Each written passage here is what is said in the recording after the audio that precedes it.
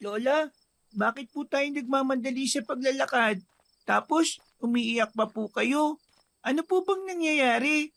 Ang dilim pa naman po sa gubat na to. Kaya halos hindi po natin makita ang daan eh. Bilisan mo na lang, Eloy. Huwag ka na munang masyadong maraming tanong. Intindihin mo na lang muna ang iyong paglalakad. Diyos ko, huwag naman sana. Lola naman eh. Kanina pa po kayo siging salita ng ganyan. Ano po ba talaga nangyayari? Nag-aalala na po ko sa inyo eh. Hindi pa naman ako sigurado pero iba ang kutob ko ngayong gabi. Masyado kasing tahimik. Bigla rin akong kinabahan. Tungkol po ba ito sa sinabi ni Kapitan Tano? Huwag niyo na po itong intindihin. Masyado lamang po siyang umaabuso sa pagiging kapitan niya eh. Paano kung palayasin na naman niya tayo? Saan na tayo titira? Bakit po kasi lumipat pa tayo sa baryong ito, Lola? Sana po, nanatili na lamang tayo sa bahay natin sa may bukid. Hindi tayo pwedeng manatili roon. Pati ang mga kababaryo natin. Pinalayas din tayo. Bakit nga po, Lola? Parang may tinakasan tayo eh. Palagi nila tayong pinapaalis. Para bang may naghahabol sa atin. Basta Apo, sumunod ka na lang. Para sa iyo itong ginagawa ko. Sa isang liblib na baryo ng Santa Ines, nakatira sina Lola Saling at Eloy. Pero dahil madalas may nangyayaring kakaiba sa lugar, kung saan sila naninirahan, ay palagi rin silang pinalalayas ng mga tao. Ito ay tungkol sa madalas umano na pambibiktima ng mga aswang sa mga buntis at mga alagang hayop ng taong bayan. Nangyayari yon kapag nananatili sila sa lugar, para bang hinahabol sila ng kamalasan. Kaya naman ang batang si Eloy sa edad na 8 ay nakaranas ng kalupitan ng tao. Natatakot sila sa kanyang lola dahil sa kulubot na balat nito at may mahabang buhok. Kaya si Eloy na ang pumalit dito para maglako ng gasera na si Lola Saling mismo ang may gawa. Pati ang kanilang hanap buhay ay naapektuhan na rin dahil sa mga maling paratang sa pagkatao nila. Lola, palalayasin niya naman po ba tayo ng mga tao? Hindi na sumagot ang may 70 taong gulang na si Lola Saling sa tanong ni Eloy. Mabilis ang kanilang mga hakbang na parang hinahabol ng 10 halimaw. Baka sa mukha na matanda ang takot maging ang matinding pag-aalala. Kaya ganun na lang ang iyak nito nang makitang tinutupok na ng apoy ang kanilang kubo. Si Eloy ay hindi rin makapagsalita sa nadatnang itsura ng kanilang bahay. Pinalilibutan ito ng mga taong may mga hawak na sulo sa kawayan. Hindi makapagsalita si Lola Saling habang pumapatak ang masaganang luha sa mga mata. Isa-isa nilang pinagmasdan ng mukha ng mga lalaki. Nakangiti at halatang masaya sa mga ginawa. Bugso ng kanilang mga damdamin, sinugod ni Lola Saling ang nakatayong si Kapitan Tano. Walang hiya ka. Napakasama mong tao. Wala kang karapatang gawin sa amin ito. Meron. Tungkulin kong pangalagaan ng mga nasasakupan ko laban sa mga aswang na kagaya ninyo. Hindi po totoo yan. Hindi kami mga aswang. Sana po kami titira ni Lola. Wala po kayong mga hawa. Wala na akong pakialam kung saan kayo titira. Ang gusto ko, umalis kayo sa baryong ito. Bumalik na kayo sa lugar ninyo. Mga walang kwenta. Ikaw ang walang kwenta. Masama kang tao. Abat, talagang sinusubukan niyo ako, ha? Kung isama ko na lang kaya kayo sa nasusunog niyong bahay, nang mabawasan ng mga matatandang walang silbi. Ang gusto ko, hindi ko na makita mga pagbumukha niyo rito. Hindi. Hindi kami aalis dito. Ikaw ang umalis dahil isa kang halimaw. Parehong nabigla si na Lola Saling at Eloy nang sa pag-ikot ni Kapitan Tano, lumapat ang palad nito sa mukha ni Lola Saling. Sa po ang nasaktang pisngi, bumagsak ang matanda sa lupa. Dala ng galit, sinugod ni Eloy ang kapitan at kinagat niya ang kamay na ginamit nito para saktan ng kanyang lola. Nagulat din si Kapitan Tano at binuhat nito si Eloy at inihagi sa damuhan. Napaigik sa sobrang sakit ng pagtama ng kanyang katawan sa lupa ang bata. Halos nahirapan siyang makahinga. Nag-aalalang napatayo si Lola Saling at mabilis na lumapit sa bata. Inalalayan niya ang apo niya na tumayo, habang galit na humarap kay Kapitan Tano. Napakawalang hiya mo! Pati bata pinapatulan mo! Kahit sa matandang katulad mo, pumapatol ako. Kaya huwag kang magmatigas. Umalis na kayo sa baryong ito. Mga salot kayo! Napalugmok na lang sa lupa si Lola Saling, katabi ang nakatayong si Eloy. Parang gumuho ang kanilang mundo nang makitang walang natira kahit isa sa mga gamit nila. Ito ang kauna-unahang pagkakataong sinunog ang kanilang tahanan.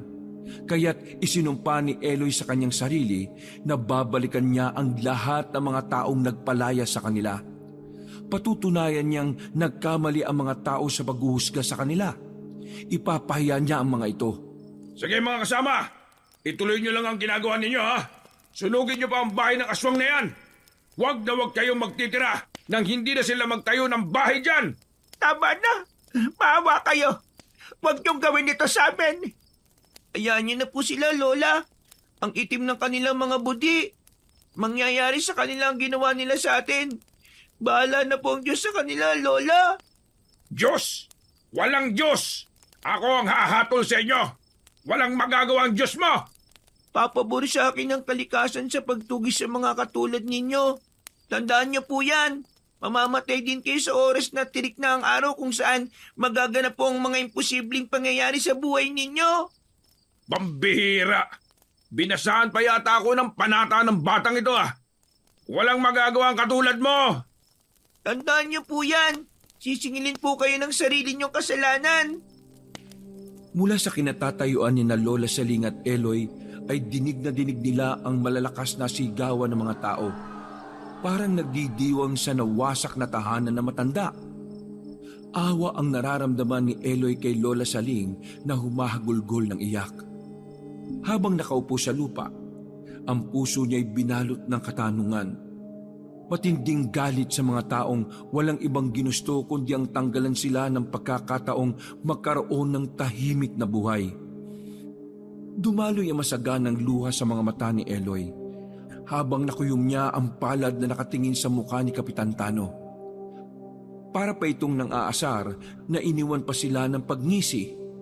Bago umalis sa mga tao ay dinuraan pa ang harapan ng kanilang bakuran na pinagtiyagaang pagandahin ni Lola Saling sa pamamagitan ng pagtatanim ng mga halamang namumulaklak. Ito ay para mapalitan ang malungkot nilang buhay sa masiglang tanhawin. Pero ngayon, naabo at umuusok na kahoy na lang ang natitira sa bahay nila. Ang bahay natin na po, sinira na ng mga taong walang mga puso, walang awa. Ano na ang gagawin natin? Saan na tayo titira ngayon na po? Tama na po ang pag-iyak, Lola. Baka naman po kayo magkasakit. May karma din po ang mga ginawa nila sa atin. Lumipat na lang po tayo ng ibang matitiran. Saan pa? Wala na tayong ibang mapupuntahan. Sinira na ng mga tao ang bahay natin. Napakalupit nila po. Hindi na sila naawa sa akin. Wala nang maisagot si Eloy sa sakit na nararamdaman ni Lola Saling. Alam niya na kahit saan sila magpunta, guguluhin pa rin sila ng mga tao na ang tingin sa kanila ay mga aswang. Bakit sa dinami-rami ng ibinibintang sa kanila ay pagiging kampon pa ng kadiliman? Tumayo ang matanda at nilapitan ng umuusok nilang bahay. Luminga-linga muna sa paligid para masiguradong nakaalis na nga ang mga tao. Muling napahagulgol ng iyak ang matanda. Nang makitang walang halos na tirang gamit sa kanila, pati na ang kanilang mga panindang mga gasera. Wala rin silang pera na pambili ng bigas. Ang batang si Eloy ay dumanas ng mga pahirap sa ibang tao na walang ibang hinangad kundi ang maging miserable ang buhay nila. Kaya naman, hindi na natiis ni Eloy ang hindi magtanong sa matanda kung bakit sila madalas na kinatatakutan, na ang tingin sa kanila ay isang salot na hindi dapat lapitan. Lola, bakit po sila ganun? Bakit ang tingin nila sa atin ay mga aswang? Hindi naman po tayo mga aswang, Lola, di ba? Tayo pa nga pong naghahanap sa mga nilalang na nagtatago sa dilim eh. Hanggang kailan po natin titisin ang pagbibintang nila sa atin? Apo, patawarin mo ako kung ito ang buhay na kaya kong ibigay sa'yo. Hindi mo pa ito maiintindihan. Talaga pong hindi ko naiintindihan. Naguguluhan po ako kung para saan pa po ang mga ginawa natin. Para lang mapanatiling ligtas sila. Ito lang po ang napapala natin eh. Ano po ba nangyayari, Lola? Alam nyo, sawang-sawa na po ako sa ganitong kapi ang ginagawa sa atin. Hindi ko po talaga lubos na maisip. Bakit nila tayo pinaparusahan? Wala naman po tayong mga kasalanan. Kapag kaya mo nang maunawaan lahat, saka ko ipapaliwanag sa'yo. Tandaan mong kung magbigay ka ng tulong sa iba, huwag kang maghintay ng kapalit. Mas maganda ang ikaw ang nakakatulong kaysa ikaw yung tinutulungan. Pero sa ngayon, kailangan ko munang hanapin kung saan ko naibaon ang kulay berdeng mutya ng buhay. Ano pong mutya, Lola?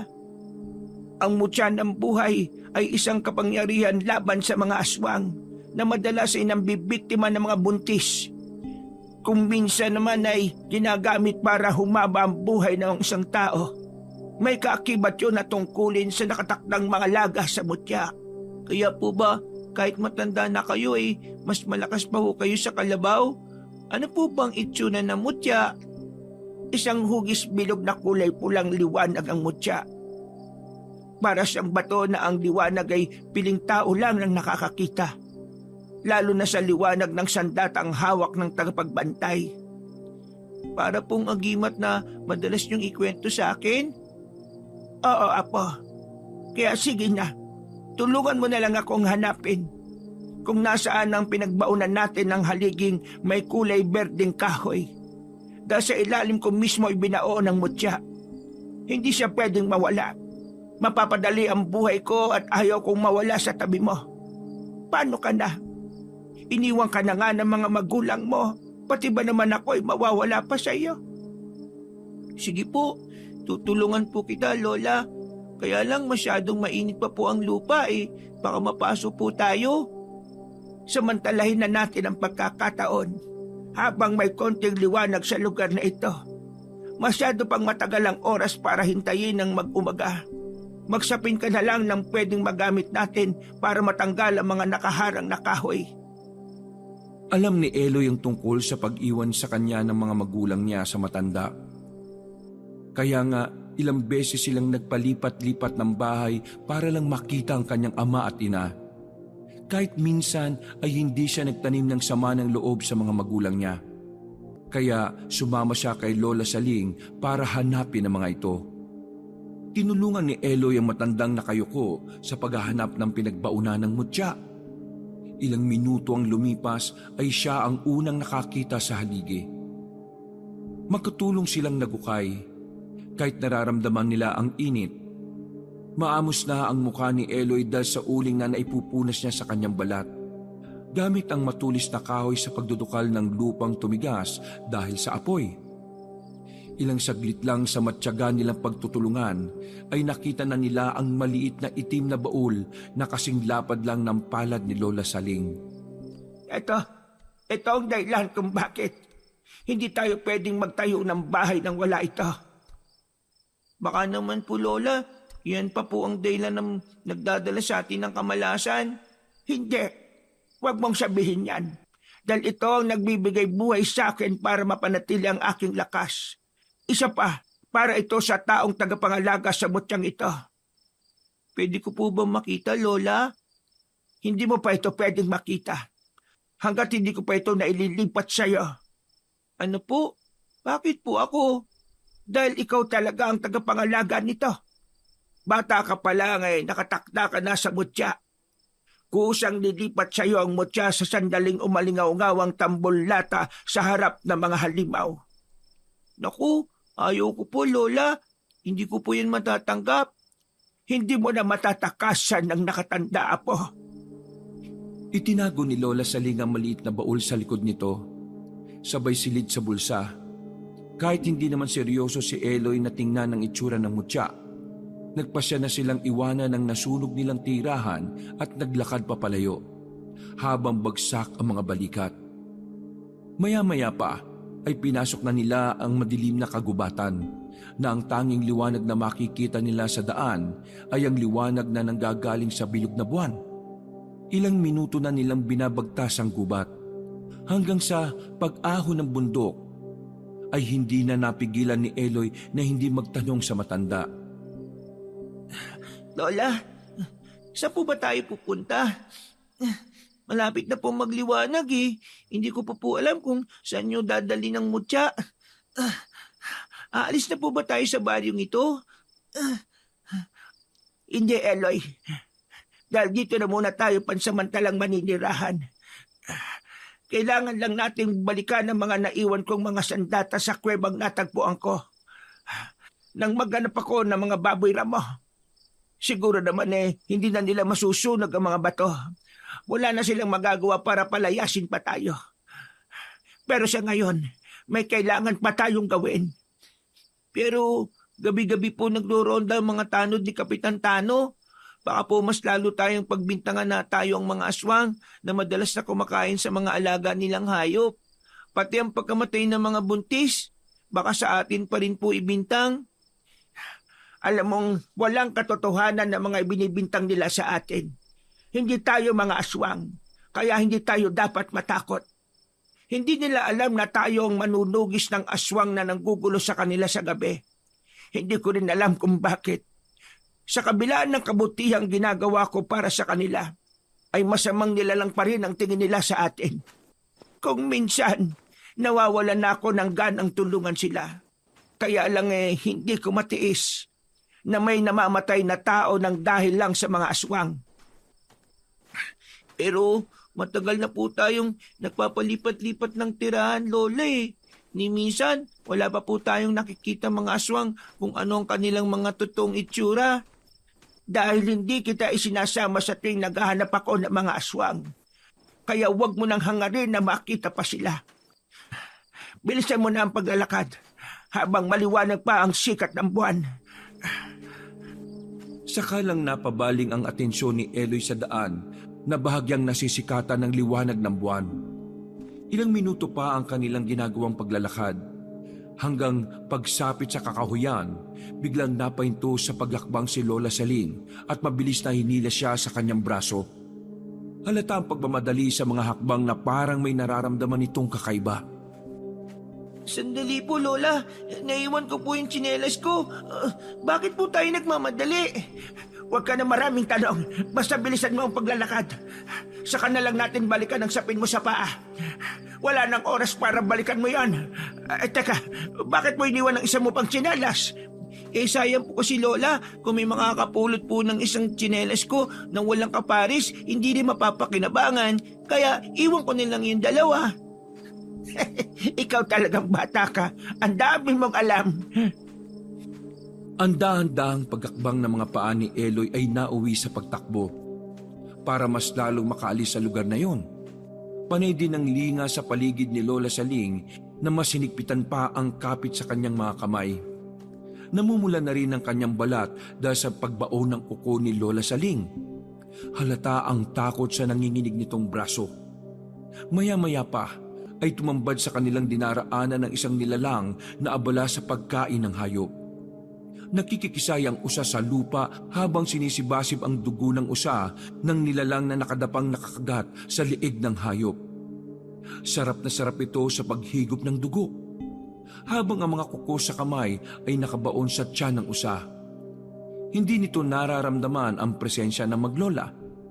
Napapalunok ng laway si Eloy habang pinagmamasdan ang paraan ng pagkain ng aswang sa kaawa-awang hayop. Lalo na ng pagwakwak nito sa tiyan ng usa gamit ang matutulis na kuko. Humakbang sila paatras habang naririnig nila ang tunog ng pagmuya ng halimaw sa lamang loob ng usa. Parang makunat na may tunog ng ngiping nag-uumpugan. Pero bigla silang tumilapon sa damuhan habang ang kanyang lola ay bumagsak sa ugat ng puno. Nasundan ni Eloy ang pinagmulan ng pag-atake sa kanila. Halata ang gulat sa mukha ni Lola Saling dahil wala silang naramdamang presensya ng isa pang aswang sa kanilang likuran. Isang nilalang na may mabangis na mukhang paniki ang nakatayo sa unahan ng kanilang dinaraanan. Tumigil na rin sa paglapa ang kasama nito at tumayong lumapit sa kanila. Tumutulo ang malapot na laway sa bibig. Ang mga mata ay kasimpula ng sariwang dugo na nagre-reflect sa liwanag ng buwan. Dahil madilim ang bahaging kinatatayuan ng halimaw, tanging ang kumikislap lang nitong mga mata ang nagbigay palatandaan kay Eloy na aswang ang nanakit sa kanila. Nakita niyang bumabangon pa lang ang kanyang lola mula sa pagkakabagsak nito sa lupa. Lola, tulungan niyo po ko. Huwag ka matakot, Eloy. Halika, tumayo ka. Humakbang pasulong ang dalawang halimaw na ang agwat sa kanya ay dalawang dipa. Pangiwi-ngiwi ang mukha ng halimaw na parang natutuwa sa kanila. Nang hindi makagalaw si Eloy sa sobrang takot, patakbo siyang nilapitan ni Lola Saling. Humarang ito sa unahan niya at matapang na pinagbabantaan ang mga halimaw. Huwag kayong lalapit. Lola, sakit po ng likod ko. Bumangon ka, Apo. Bilisan mo. Umalis ka na rito. Ako nang bahalang humarap sa mga halimaw na ito. Kunin mo itong mutya sa bulsa ko. Baybayin mo ang daan. Sa dulo nito, nandoon ang kuwebang sinasabi ko. Bilis! Takbo na! Hindi ko hayaan makatakas ang batang yan. Siya ang kailangan ko, hindi ikaw, tanda. Akin ang mutya, habang mabait pa ako. Mamamatay na muna ako bago niyo makuha ang aking apo. Lalong-lalo na ang mutya. Hindi ka pa rin nadadala. Minsan na kitang kinunan ng mahalagang tao sa buhay mo. Hindi ka pa rin natatakot sa akin. Akala mo ba ay magtatagumpay ka sa pagtakas sa batang yan? Ikaw ang hindi magtatagumpay. Malapit ko nang putulin ang sungay mo. Makikilala rin kita, halimaw ka. Lola, bakit ganyan pong itsura nila? Parang taong daga na ang mga pangilay kasi nga ba ng mga daliri. Natatakot po ko, Lola. Umalis na po tayo rito. Bakit po gusto nilang makuha ko? Huwag na matigas ang ulo mo, Apo. Hindi siya nag-iisa. Marami silang nag-aabang sa katawan mo para gawing pagkain. Bilisan mo, tumakbo ka na. Dalhin mo ang mutya. Bilis! Halos ipagtulakan ni Lola Saling si Eloy para lang makatakas sa halimaw na nakaharang sa kanilang dinaraanan. Humakbang pa ang aswang na ang itsura ay mas mabangis pa sa asong ligaw. Umangil ito na parang tunog ng paniki. Mas malakas na nakabibingi ang nililikha nitong tunog. Lalong nakadagdag sa kilabot ng katahimikan ng gabi ang nag-iisang huni na ngayon lang narinig ni Eloy. Ano pang hinihintay mo? Tumakbo ka na! Ayoko po. Hindi ko po kayo iiwan, Lola. Huli na para humakbang papalayo si Eloy dahil mabilis na silang inatake ng aswang. Nadakot na nito ang kanyang leeg habang si Lola Saling ay muling tumilapon sa damuhan. Nabitiwan na matanda ang matulis na kahoy na ginamit nila kanina na pambungkal sa lupa. Para itong papel kung ipaghampasan ng isa pang nilalang na lumapa sa usa. Pero kitang-kita niya kung papaano lumaban si Lola Saling. Nagawa nitong makipagsabayan sa aswang. Sinuntok nito ang halimaw sa sikmura. Hindi tumigil ang matanda sa pagganti ng pag-atake dito. Hanggang nadampot na nito ang matulis na kahoy. Ubod lakas nitong ibinaon ng kahoy sa nakahigang aswang. Ibinaon ni Lola Saling ang kahoy sa pamamagitan ng patalon nitong pagtarak sa dibdib ng kalaban. Nanginginig ang kamay ng aswang na pilit inaalis ang kahoy sa dibdib nito. Katapusan na ang pambibiktima mo kasama ng pinuno mo! Binalingan ni Lola Saling ang aswang na may dakot sa leeg ni Eloy. Sinipa ni Eloy ang masilang parte ng katawan ng aswang. Pero dahil sa maikli ang kanyang mga paa, ay nauwi lang sa wala ang pagpupumiglas niya. Napansin niyang dahan-dahang lumalapit si Lola Saling sa gawin nila.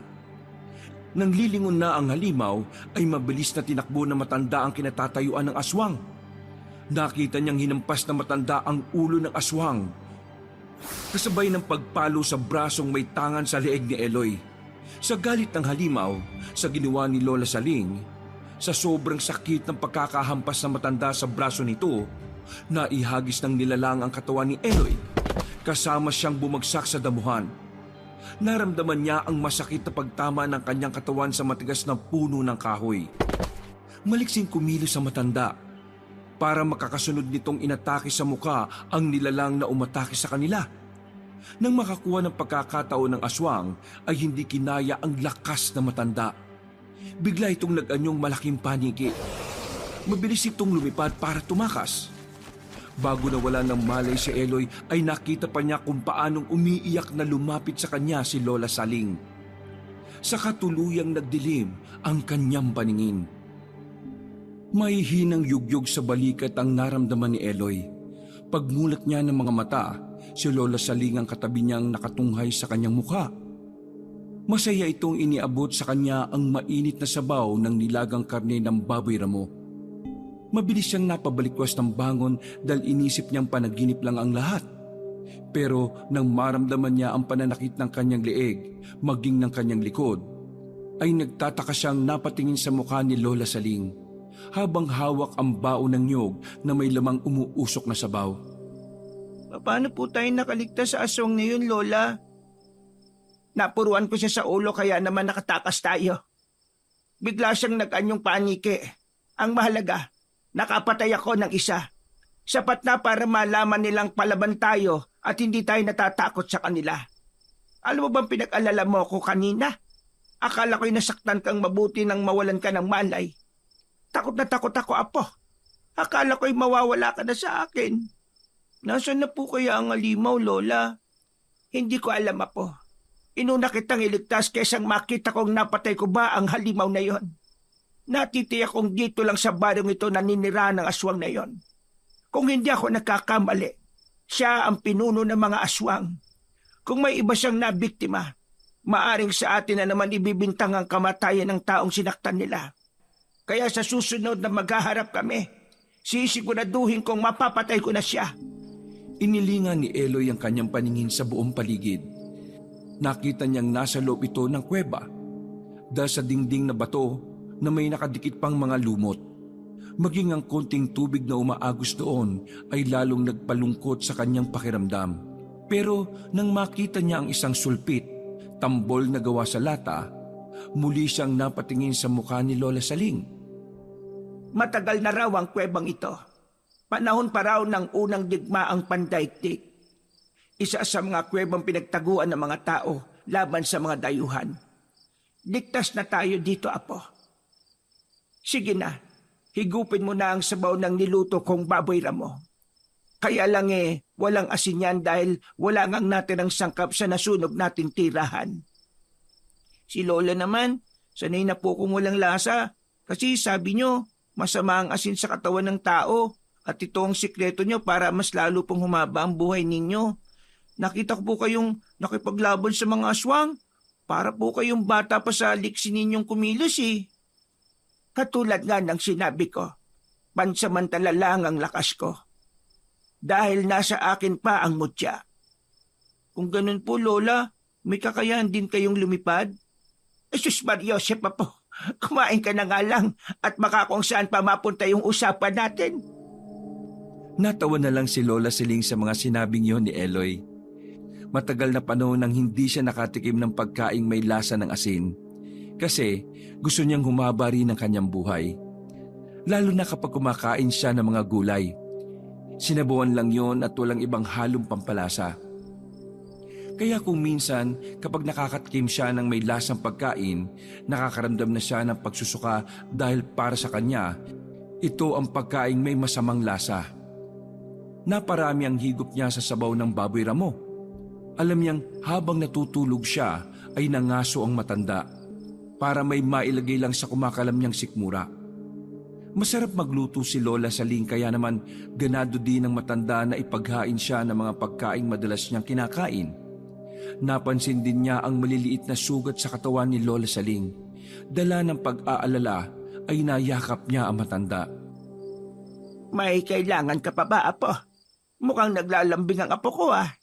Gusto mo bang sumama sa akin mamaya? Saan naman po tayo pupunta, Lola?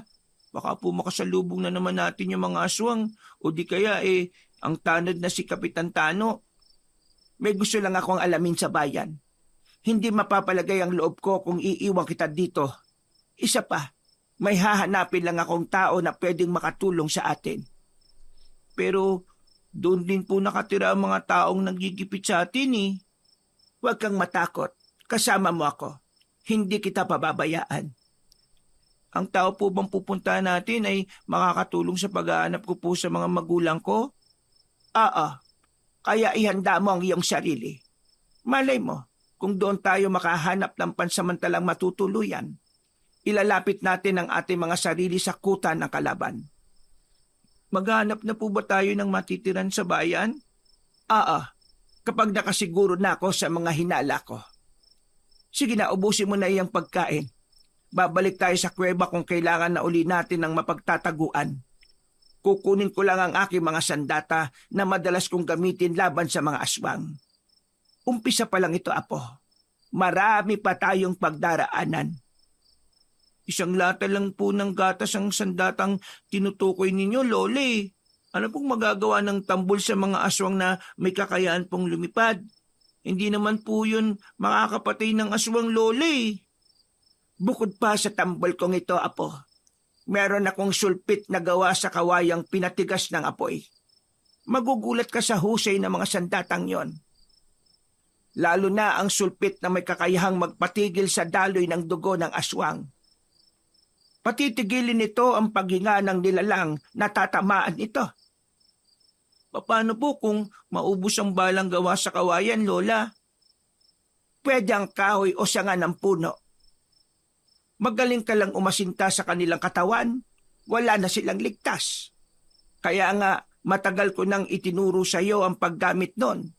Subok mo na ang husay ng sandata. Ang totoo po nagugulan ako sa mga nangyayari. Bakit po mas gusto nilang makuha ako sa inyo? Ano pong meron sa akin? Dahil sa pamamagitan mo, Apo, magagawa nila akong pasukuin. Kasama ito sa buhay ng isang pagiging manunugis ng aswang. Hahanap sila ng paraan para mahanap ang kahinaan ko. Ikaw lang ang nag-iisa kong kahinaan. Idagdag pa na alam nilang ikaw ang nakatakdang magmamana ng mutya.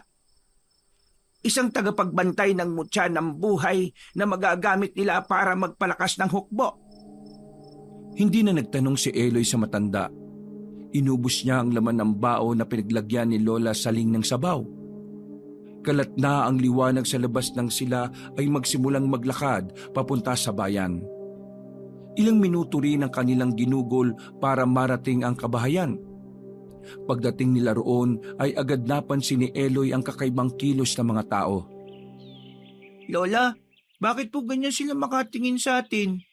Madalas naman po tayong magpunta sa lugar na ito pero iba po ngayon. Para pong gusto nilang kainin tayo ng buhay. Huwag mo na lang silang pansinin.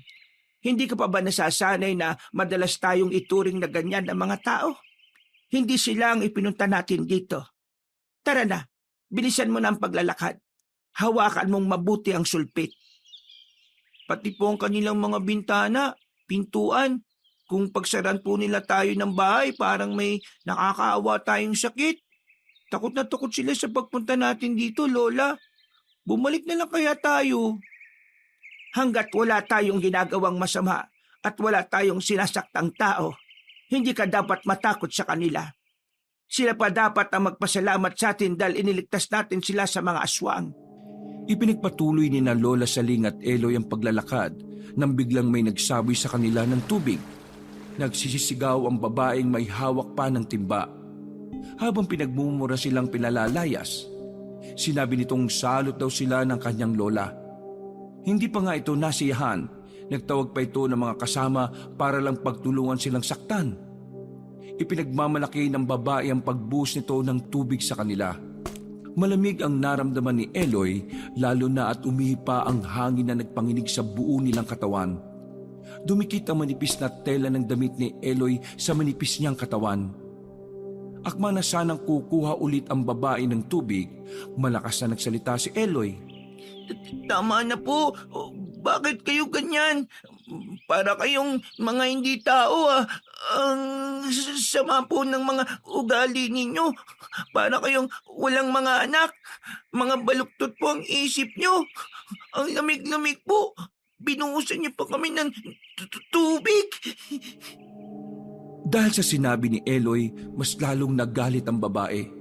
Ibabato sana nito ang hawak na timba nang biglang may humarang na lalaki. Kung titingnan ay nasa edad 45 taong gulang na ito. May kwintas sa leeg at taling panyo sa ulo. Nahawakan ng lalaki ang timba at ibinalik ng bato sa babae. Galit nitong sinermonan ang aling nagbuhos ng tubig kina Eloy at Lola Saling na yakap ang sariling katawan dahil sa lamig. Sumusobra na kayo sa kasama ng ugali nyo ah. Kanina ko pa kayo tinitingnan eh. Pati matandang ito sinaktan nyo. Wala kayong karapatang manakit ng tao ah. Hindi nyo sila dapat husgahan. Dahil hindi nyo pa sila lubusang nakikilala. Kung makatawag kayo ng salot, parang wala kayong naging kasalanan ah. Hindi pa naman ninyo napapatunayang aswang ang matandang ito. Bakit kailangan nyo pang idamay ang bata sa galit ninyo? Biglang sumingit sa usapan ng kadarating pa lang na si Kapitan Tano. Kasama ang mga tano nitong may mga dalang batuta. Aswang ang matandang yan. Kaya ko yung patunayan. Wala lang akong makuhang ebidensya na makapagpapatunay na sila talaga ang aswang na madalas na pumapatay sa mga buntis dito. Pati sa mga alaga naming hayop. Isa ka pa, Kapitan. Dapat ikaw ang magpatupad ng katahimikan dito sa baryo eh. Ikaw pa ang pasimuno. Kaya ko nga ito ginagawa eh. Hanggat nandito sa lugar namin na matandang yan, palagi kami magkakagulo. Hanggat wala kayong nakikitang ebidensya, hindi nyo pwedeng pagbintangan na matanda. Sa inyo namang gawin ang ginagawa ninyo sa kanila, ano naman ang mararamdaman ninyo? Bakit ka ba nakikialam dito? Sampid ka lang naman sa lugar na ito. Hindi ka rin naman taga rito ah. Nakabili ka lang ng bahay sa dulo kung umasta ka, parang ikaw na ang kapitan. Abe, akala mo yata, kababaryo mo na kami ah. Lintik. Baka nga kasabot ka ba ng matandang ito Baka may lahi ka ring aswang. Paano kung sabihin ko sa inyo na may minamatyagan din akong aswang dito? At hindi ang matandang itong aswang na tinutukoy ko. Sino ka ba talaga? Hindi na mahalaga kung sino ako. Ang mahalaga, alam ko kung ano ang ginagawa ko. At nasa panig ako ng tama. Ikaw, Kapitan, saan ka ba nakaanib? Abat! Kung ayaw niyong tanggapin ang maglola na ito, ako ang tatanggap sa kanila. Ayos lang kami. May mga tao kasing sumunog sa bahay namin sa gitnang kagubatan. Kaya kami nakarating dito. Kagabi naman, bigla kaming inatake ng aswang pero walang gustong maniwala sa amin. Ang masakit, kung sino pa ang inaasahan naming tutulong sa amin, ay siya pa ang nanguna sa pagsunog sa bahay namin. Wala kaming kasalanan para palayasin kami sa aming tirahan. Totoo po, nakita't nakausap ka po namin, Kapitan. Ikaw po'y nagpasunog sa bahay namin Masaya pa nga po kayo kasama ng mga tao. Hindi ko naman tinatanggi yun Tama lang yun sa inyo. Dapat po, alam niyong labag yun sa aming karapatan bilang tao. Natutunan ko po na may mga karapatan din po kami. Imbis magalit si Mang Delo sa pagsingit ni Eloy sa usapan ng mga matatanda, ay natawa pa ito. Ang talino po ng apo ninyo, Lola. Iminulat ko lang siya sa katotohanang nagaganap sa baryong ito. Nakaranas na siya ng iba't ibang klaseng kalupitan. Kaya naman nasanay na siya sa mga lengguwahe nating matatanda. Wala akong pakialam. Gusto pa naming mabuhay kaya hindi ka namin matatanggap dito. Isa pa, maliit lang ang baryong ito. Bakit ba pinagsisiksikan nyo ang mga sarili nyo dito? Makakalis na kayo! Sagot ko sila. Kapag may nagawa silang mali, ako mismo ang magpapalaya sa kanila. Sino ka ba para utusan ako sa mga gagawin ko? Isa akong albularyo. Kaya alam kong mas kailangan ako ng mga tao rito. Kumpara sa inyo, na walang ibang ginawa kundi ang mangutong ng perang pinaghirapan ng iba. Abat, pinagbibintangan mo ba ako? Magdaan-daan ka sa pananalita mo kung ayaw mong itumba kita rito. O, kita mo na. Masakit ang mapagbintangan, ano? Ha! Anong pakiramdam? Kung sa bagay hindi ka masyadong masasaktan dahil hindi bintang yon, kundi totoo. Manahimik ka nga! Kung ayaw mong patigaw palayasin ko! Habang pinagmamasdan ni Eloy ang mga palitan ng sagutan ng mga kalalakihan sa harap niya, ay hindi niya maiwasang hindi magtaka. Bakit ba parang kakaiba ang mga pagkatao ng nasa harapan niya? Parang may hindi siya alam sa pinaghuhugutan ng galit ng dalawang lalaking nag-aaway sa pagtatanggol sa kanya. Kung hindi siya nagkakamali, siguro ito ang taong hinahanap ni Lola Saling na makakatulong sa kanila. Palayasin niyo sa harapan ko ang lalaking ito. Isama niyo ang maglola. Inuubos nito pasensya ko eh. Hahawakan na sana ng mga tanod si Eloy nang hawakan ito ng lalaki sa braso. Pinilipit nitong patalikod ang kamay ng tanod na humawak sa braso ni Eloy. Ganon din ang mga tanod na sabay-sabay na lumapit sa kanila para ipagtabuyang palayo silang dalawa ni Lola Saling. Walang makalapit dahil bawat pagsugod, isa-isa rin bumabagsak ang tanod sa lupa habang namimilipit sa tama ng kamao sa mga katawan nito. Naging maagap kumilos ang tagapagtanggol nila. Napakahusay nitong makipaglaban. Suntok sa sikmura at sipa sa muka ang inaabot ng mga tanod ni Kapitan. Magkakasabay rin ang pagbagsak sa lupa habang putok ang labi at busagra ang nguso. Nagsimula ng magsilabasa ng mga tao para manood sa labanan sa pagitan ng dayo at tanod ni Kapitan. Maya-maya pa ay nakita ni Eloy na kapwa namimilipit sa sakit ng tiyan ng mga tanod. Nakagulong sa lupa habang ang mukha ay halos mapuno ng dugo. Napasigaw si Kapitan sa matinding galit. Hindi nakaimik si Kapitan na biglang namutla ang labi. Hindi ito makapaniwalang napabagsak ng lalaki ang lahat ng mga tanod nito. Kanya-kanyang daing na hindi makatayo. Sa unang pagkakataon, humanga si Eloy sa isang lalaki na may mahusay na kamao. Sa isip niya ay nakahanap rin siya ng katapat ni Kapitan Tano, na balang araw ay matutulad siya rito.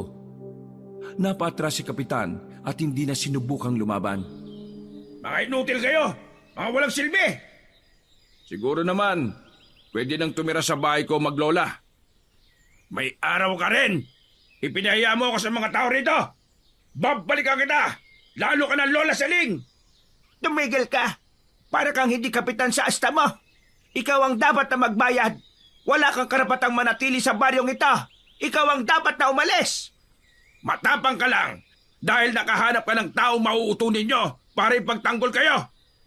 Sisiguraduhin kong pagsisisihan nyo ito. Nakahanap din po kayo ng katapat. Tama lang po yan sa inyo. Dinuro muna ng hintuturong kaliwang kamay ni Kapitan si Eloy bago inalalayan ng lalaki si Lola Saling sa paglalakad papunta sa dulo ng daan sa kinaroroonan ng kubo. Malayo sa kapitbahay na may malawak na bakuran. Habang hindi inaalis ni Eloy ang tingin sa lalaking tumulong sa kanila. Nang makalapit sa bahay ay sakalang napagmasdan ni Eloy ang itsura ng kubo. Gawa yun sa kugon at kawayan. May silong na may hagdanan na may 3 baitang sa balkonahe. Hindi masyadong malaki, pero mas maganda yon kumpara sa nasira nilang bahay, na bukod sa tagpi-tagpi ay gawa lamang yon sa dahon ng nyog. Magpahinga muna kayo. Para po kasing napansin kong may mga sugat kayo sa katawan eh. Ikukuha ko na lamang po kayo ng pampalit na damit sa nabasa niyong kasuotan. Maraming salamat, Nelo. Hindi ka pa rin nagbabago. Mahusay ka pa rin pagdating sa pakikipaglaban. Salamat sa pagtulong mo sa amin ng apo ko. Mang Delo ang pangalan niya, Lola? Siya po ba yung sinasabi niyong tao na kailangan nating hanapin? Oo, Eloy. Utang natin sa kanya ang pagtulong niya. Nako, kasama po yun sa tungkulin ko. Tsak na matutuwa ang asawa ko kapag nalaman niyang nakabalik na kayo. Salamat ulit, Nelo. Huwag na po muna kayo magpasalamat sa akin. Hindi pa po kayo ligtas sa malupit na si Kapitan Tano. Sige po, simula po sa araw na ito, ay dito na muna po kayo titira. Narinig ko po ang ginawa sa inyo ng mga walang yang yon. Nang mawala sa kanilang paningin si Mang Delo, ay nagtatakang napatingin si Eloy sa mukha na matanda. Halatang nanginginig ang katawan dahil sa malamig na tubig sa katawan. Lola, ang swerte po natin, oh. May nakilala tayong mabait na lalaki magtatanggol sa atin laban kay Kapitan. Gano'n na po ninyo katagal nakakilala si Mang Delo? Gusto kong makilala mo siyang mabuti. Nararamdaman kong malaki ang may tutulong niya sa atin. Saka napapansin ko, parang masyado ka na yatang maraming tanong. Gusto ko lang pong malaman lahat, Lola. Lalo na kung anong tulong ang magagawa po ni Mang Delo sa atin. Wala naman po akong sakit eh. Bakit kailangan po natin ng isang albularyo? Tulong para sa pagpuksa sa mga aswang na hukagan. Hukagan? Ano pong hukagan? Ang hukagan ay isang nilalang na umatake sa atin kagabi. Kaya kailangan natin ng tulong niya. Dahil si Delo ang may alam sa bisa ng tambol na lata at sulpit. Bukod pa ron, siya ang tagapagbantay mo laban sa mga magtatangkang umagaw sa mutya. Ang nilalang pong nakasagupan natin kagabi na kahawig ng daga ay isa pong hukagan. Pero tao po ang kanyang katawan. May sungay sa gitna ng kanilang noo. Mabalahibo rin po ang kanilang mga balat eh. Yung aswang po ang totoong pumapatay ng mga babaeng buntis. At dahil po sa kanila, kaya tayong nagdurusa. Ano po magagawa natin laban sa kanila? Ibigay na lang po natin kaya ang mutya, Lola, nang hindi na po nila tayo guluhin. Marami na ang nagbuwis ng buhay para sa mutya. Para mapanatiling hawak ito ng may busilak na puso. Hindi ito pwedeng mapunta sa mga aswang. Pero sa atin naman po ibinibintang ang kasalanan ng mga hukagan eh. Tayong masama sa mata ng mga tao. Lola, bakit po ako? Dahil nasa antas ka ng tamang edad para magbantay sa mutya. Isang batang hindi pa nakakagawa ng maraming kasalanan. Nakatakda ka ng mga laga ng mutya. Kung hindi mo ito gagawin, mas marami pang mga buhay ang mga nganib. Maya-maya pa ay nakabalik na si Mang Delo. May dala na itong mga damit sa kaliwang kamay. May hawak din itong maliit na baul na may lamang mga gamot para sa sugat nila. Nabanggit nitong isa itong albularyo kaya gamit yun ni Mang Delo sa panggagamot. Magpalit na muna kayo ng damit bago ko gamutin ang mga sugat ninyo. Tsak na, nagugutom na rin kayo. Kaya lalabas muna ako. Wag po kayong lalabas hanggat hindi ko po sinasabi ha. Hindi kayo ligtas sa labas, lalo ka na Eloy. Inilapag ni Mang Delo ang dala nitong maliit na baul sa lamesang gawa sa kawayan. Nalantad ang mga boteng may iba't ibang kulay na isa-isa ring inilabas sa lagayan. Ano pong klase mga bote yan, Mang Delo? Mga langis na gawa sa iba't ibang klase ng bulaklak. Katas ng bulaklak ng ilang-ilang at sampagita. Basta may mga mababangong amoy ng bulaklak. Kontra sa mga amoy ng mga aswang para hindi maamoy ang mga sugat natin. Kaya po pala nagtatanim kay Lola ng mga namumulaklak na halaman. Kontra din po pala yun sa mga aswang. Oo, apo, tama ka.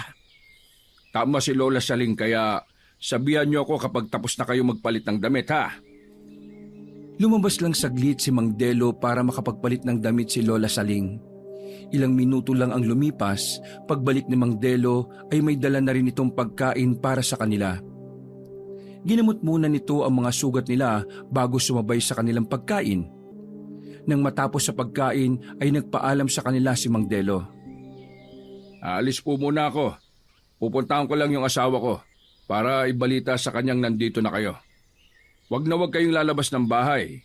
Isarado niyo ang pinto, maging ang mga bintana, ha? Sige, mag-iingat ka, Delo. Tango lang ang itinugo ni Mang Delo sa paalala ni Lola Saling.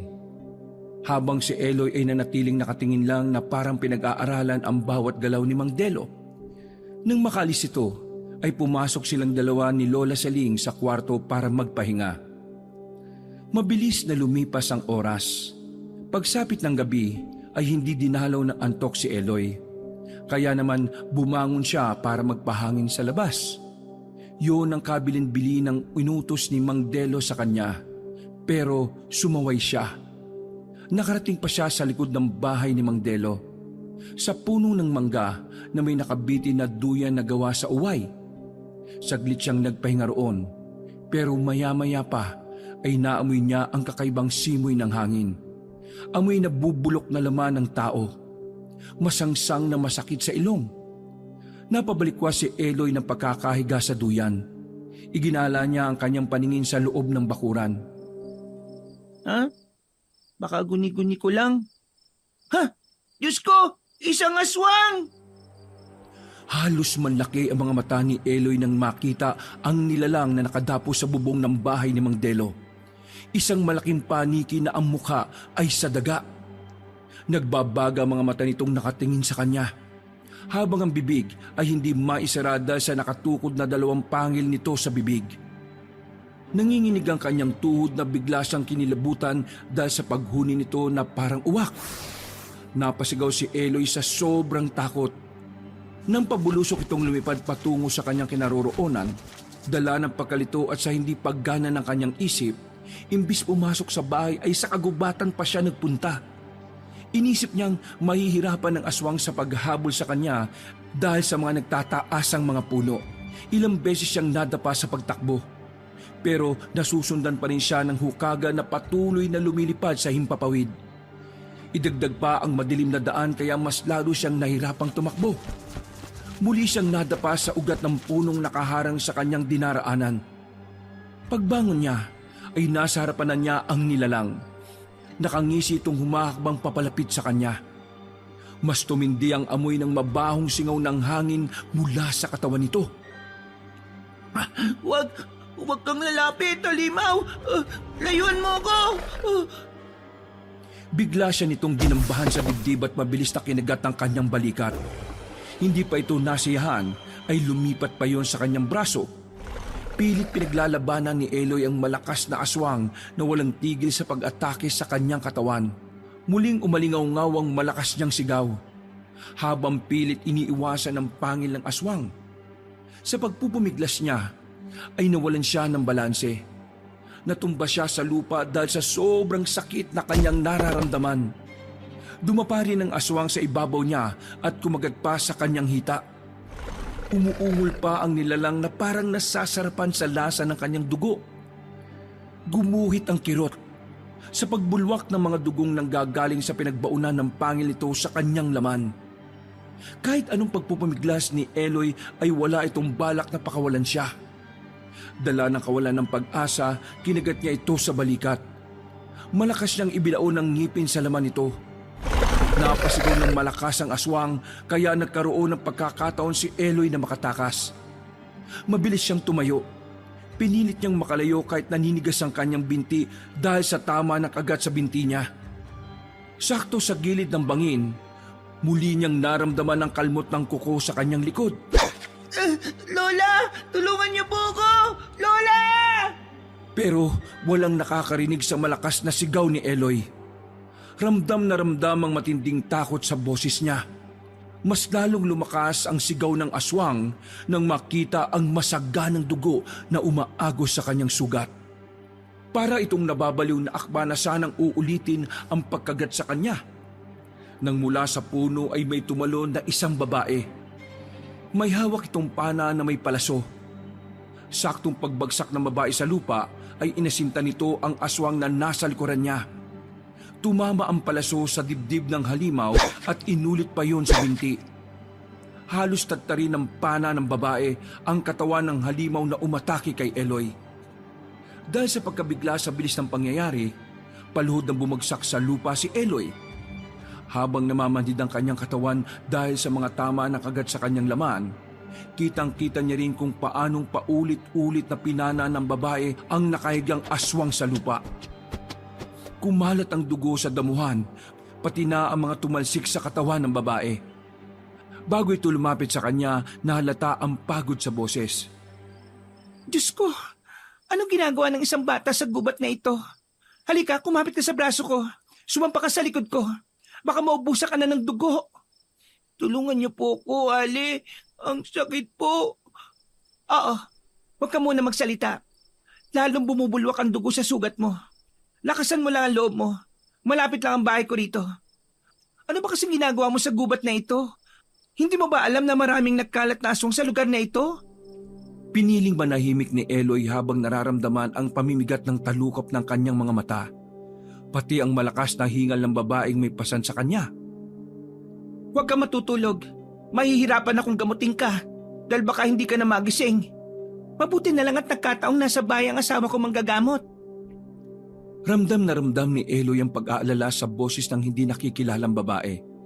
Ilang saglit pa ay naramdaman niya na parang pumasok sila sa isang bahay dahil narinig niya ang paglagit-ngit ng pinto.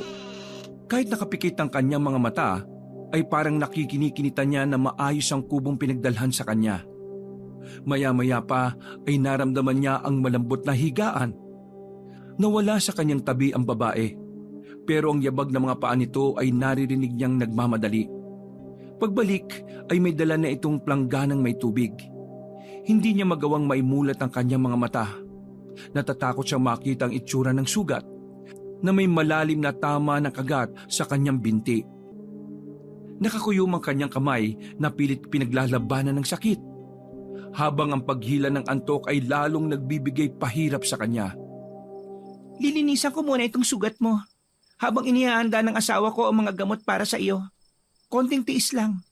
Maya-maya ay may tutulong na sa iyo para matanggal ang laso ng hukagan. Kapag natapos na siya sa paglalagay ng gamot, tiisin mong huwag matulog. Kailangan matanggal sa sugat ang lawi ng hukagan para hindi ka mahawa sa pagiging aswang. Makamandag ang kagat nila. Isang araw lang ay tinatagal ng tao para mabuhay.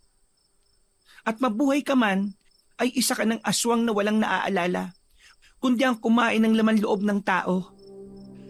Sa pamamanhid ng katawan ni Eloy ay tanda na may laso na ang kanyang dugo. Naninigas ang kanyang binting may tama ng kagat. Maging ang kanyang daliri ay hindi na rin niya maigalaw. Mas lalo siyang natatakot nang maramdaman niya ang abnormal na pagtirik ng kanyang mga mata. Hindi niya mapigilan ang pagbubula ng kanyang bibig habang umaagos ang malapot niyang laway, pati ang mainit na likidong gumuguhit sa kanyang sugat. Halos kapusin siya ng paghinga na ang pakiramdam niya ay katapusan na niya. Hindi na siya makapagsalita para humingi ng tulong sa babaeng nagligtas sa kanya. Bawat hagod nito ng basang tela sa sugat niya, pagpigil sa hinga ang nararanasan niya. Puro pag-ungol lamang ang kanyang nagagawa. Mainit na rin ang pakiramdam niya sa temperatura ng kanyang balat. Para siyang nilalagnat at sunod-sunod na nagsusuka ng malalapot na kulay itim na likido. Lahat ng paghihirap ay nararanasan niya. Sa dami ng tama ng kanyang kagat sa katawan, mas lalong nataranta ang babae sa paglilinis ng kanyang sugat. Lalo na nang makita ang reaksyon ng kanyang katawan. Diyos ko, nakasan mo ang loob mo. Labanan mo ang laso ng laway ng hukagan. Patawarin mo ako kung nahuli ako ng dating. Kahit hindi nakikita ni Eloy ang mukha ng babae, nararamdaman niya ang mga luha sa mga mata nito. Nanlalamig ang palad ng babaeng mahigpit na nakahawak sa kanyang kamay. Maya-maya pa ay narinig niya ang pamilyar na boses ni Mang Delo. Punong-puno ng pag-aalalang sinapo ng palad nito ang kanyang noo. Ganon din ang umiiyak na boses ni Lola Saling. Hindi niya maisip kung papaanong nakarating ang kanyang lola sa bahay ng babaeng nagligtas sa kanya. Anong nangyari sa apo ko? Ako po ang dapat na magtanong niyan sa inyo, Lola. Kayo po ang kasama niya sa silid. Hindi niyo naramdaman na lumabas siya? Kaya nagkaganyan ng batang yan dahil sa katigasan ng ulo niya. Sinabi ko nang huwag lalabas ng bahay, pero hindi siya nakinig. Muli na naman po yata kaming mabibigo sa pagbabantay sa tagapangalaga ng mutya. Masyado ako napagod sa 2 araw na walang tulog pagkatapos ng mga nangyari sa amin. Kaya naman, nakatulog na ako ng mahimbing. Hindi ko na malaya na lumabas si Eloy. Tulungan niyo siya, nakikiusap ako. Iligtas niyo ang apo ko. Iligtas niyo. Nadala po ba ninyong tambol at ang sulpit? Mas makabubuting dito na muna kayo magtago ni Eloy, habang hindi ko pa nasisigurong ligtas kayo sa baryong ito. Naririnig ni Eloy ang usapan ng mga tao sa kanyang paligid. Kung pakikinggan ng mabuti, para bang matagal na silang magkakilala. Alam nila ang kanilang ginagawa. Maya-maya pa ay narinig niya ang mahihinang tambol ng tunog ng nanggagaling sa lata. Sa loob ng silid ng pinagdalhan sa kanya. Para siyang hinihila sa pagtulog. Hanggang mawala na ang kirot ng sugat niya sa kanyang katawan. Napalitan ng magaang na pakiramdam. Kaya naman nalaman niyang hindi basta-basang sandata ang nadala nila ni Lola Saling, kundi mabisang pangontra rin sa sakit na dulot ng lason sa kagat ng hukagan. Dahan-dahan niyang iminulat ng kanyang mga mata na indikasyon na nabawi na niya ang nawalang lakas. Nakita niya si Mang Delo. Abala ito sa paglalagay ng langi sa mga sugat niya. Habang ang babaeng nagligtas sa kanya ang siyang nagpupunas ng kulay puting tela sa mga dugong nakadikit sa kanyang balat. Si Lola Saling naman ay walang tigil sa paghampas ng patpat sa lata para lumikha ng tunog na nakakatanggal sa sakit na nararamdaman niya. Kumusta na ang pakiramdam mo? Ano bang pumasok sa isip mo na imbis na magtago ka sa bahay, sa gubat ka pa nagpunta? Natakot po kasi ako sa mukha ng paniki na umatake sa akin kanina eh. Kitang-kita ko po yung hukagan. Nasa bubong po siya ng bahay ni Mang Delo. Kaya po siguro mainit ang pakiramdam ko kanina eh. Dahil may mga nagbabantay po sa amin na aswang. Hindi ko po naisip na mas mapapahamak po ako kung pupunta ako sa gubat. Hindi ko po sinasadya na pag-alalanin ko po kayo. Matigas kasi ang ulo mo eh. Pinag-alala mo si Lola Saling. Paano kung hindi ka kaagad natulungan ni Belinda? Hindi mo ba naisip na maaari kang mamatay sa ginawa mo? Pasensya na po, Mang Delo. Patawarin niyo po ako. Hindi ko na po ulitin. Lola, bakit po ba gusto nila akong patayin? Kung hindi ang mga tao, pati ba naman sa mga aswang? Hindi ko po maintindihan eh. Ano po bang meron sa akin? Diyan ka napapahamak sa pagiging mausisa mo eh. Palagi kang maraming tanong. Delo, bata yan. Huwag kang padadala sa damdamin mo. Eh nakakasuya na eh. Siya na nga ang tinulungan, siya pa ang ayaw makinig. Pasensya na po talaga. Nagkatinginan sina Aling Belinda at Mang Delo sa mga sinabi ni Eloy. Maya-maya pa ay si Lola Saling na ang nagsalita. Hindi ikaw ang totoong pakay nila, Apo, kundi ang mutyang iniingatan ko. Ililipat ko sa iyo yon kapag sumikat na ang unang pagbilog ng buwan. Ayaw ko po. Hindi ko po yung matatanggap dahil sa mutya 2 beses na po ako muntikan na mapahamak. Duwag po ako. Wala po akong kakayahang lumaban sa kanila. Umalis na po tayo dito, Lola. Ayaw ko na po dito. Natatakot na po ako eh. Hindi mo na matatakasan ang nakatakdang mangyari sa buhay mo. Kahit tanggihan mo pa ito, 2 lang ang pamimilian mo. Una ay kamatayan, pangalawa ay ang pagtanggap sa mutya. Pero para po sa akin, pareho lang pong katapusan ng buhay ko ang mapipili ko eh. Siguro po, habang naghihirap po ako, masayang-masayang namumuhay ang mga magulang ko sa pag-abandon na po nila sa akin. Bakit naman napunta sa mga magulang mo ang usapan? Habang tumatagal po, mas naiintindihan ko pong hindi nila ako mahal. Wala silang kalam-alam na naghihirap po ko ngayon. Habang sila, masayang namumuhay sa malayong lugar, sa baryong tahimik, na walang aswang.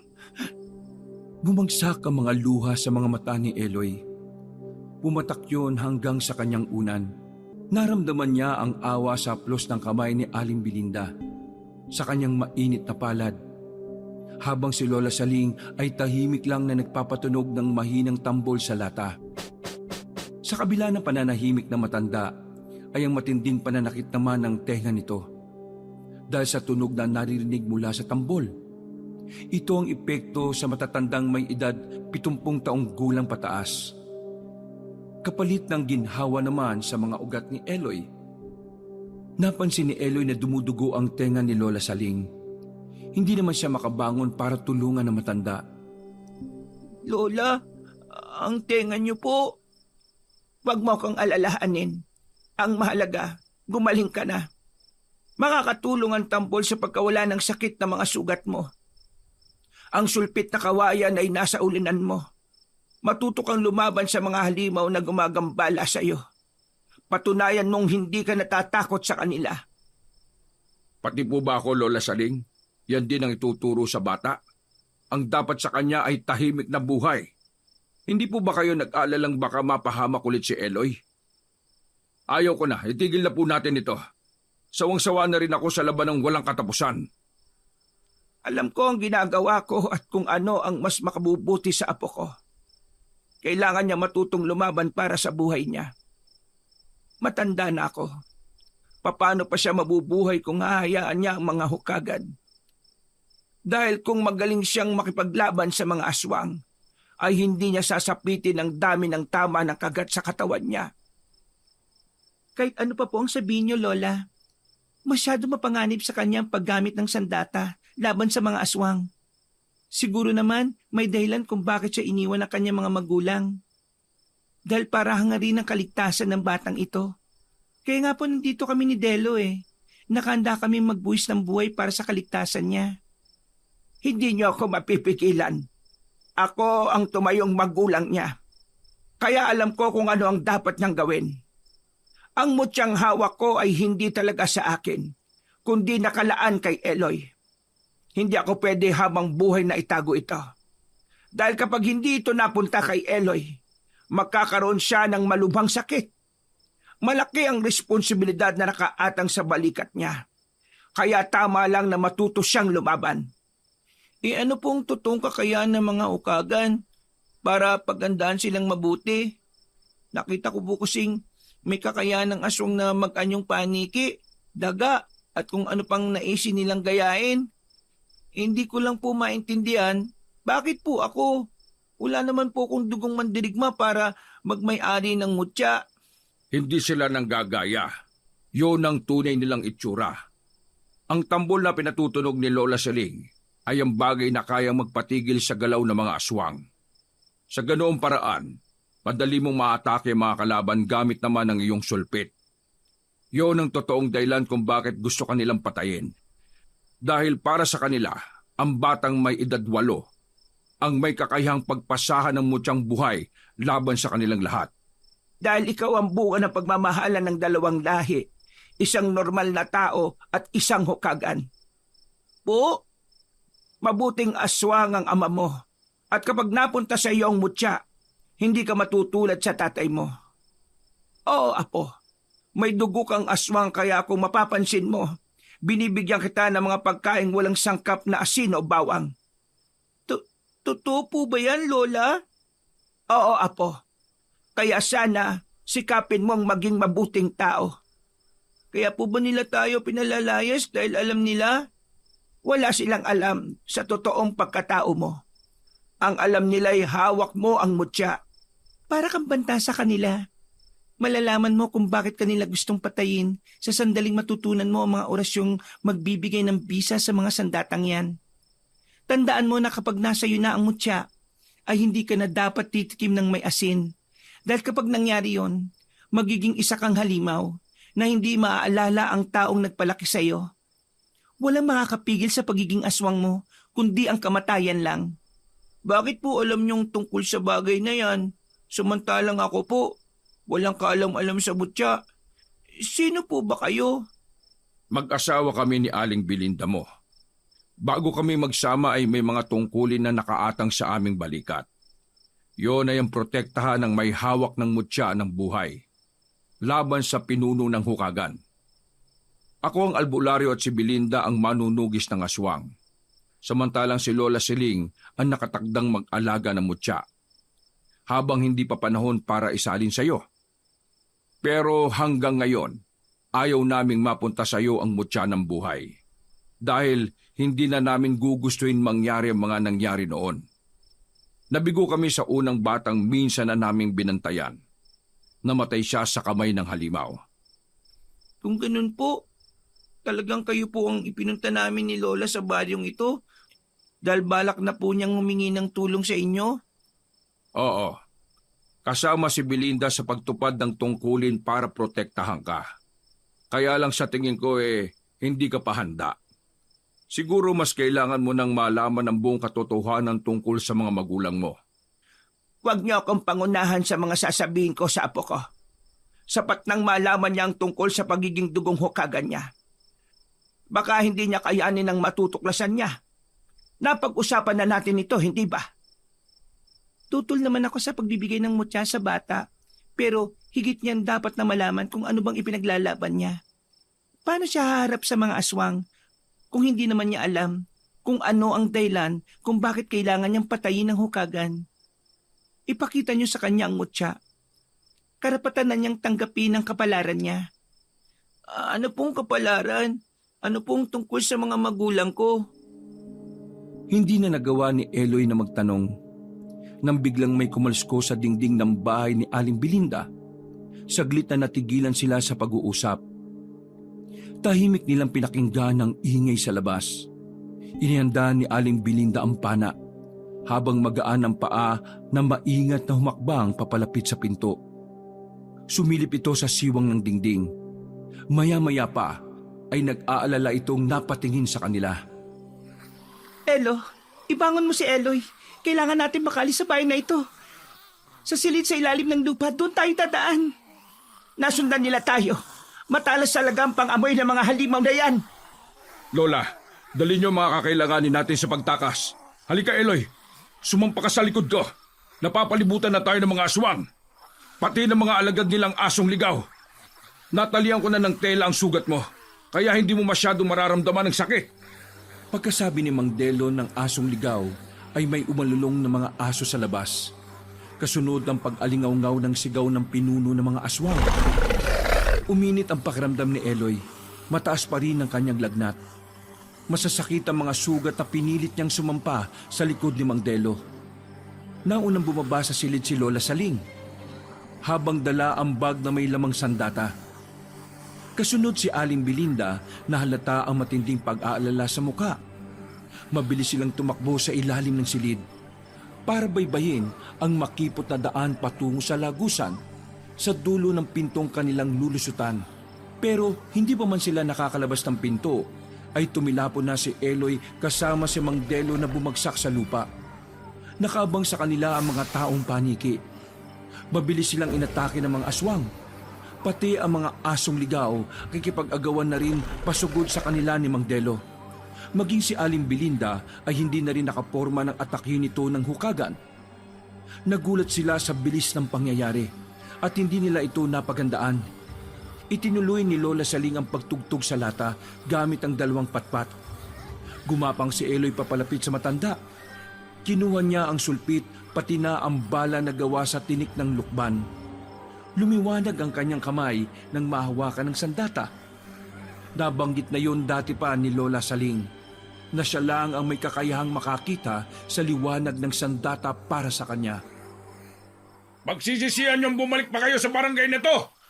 Wala kayong kadala-dala matapos kong patayin ang una niyong tagapagmana. Ngayon naman ang lakas ng loob niyong gamitin sa akin ang sandatang walang silbi. Tama ng satsat. Hindi ka ngayon makakaligtas sa sandata namin laban sa iyo. Wala na kayong magagawa.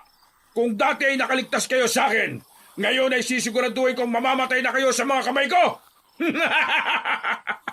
Pagkatapos yung patayin ng asawa ko at mga anak, ang lakas ng loob niyong bantaan ako.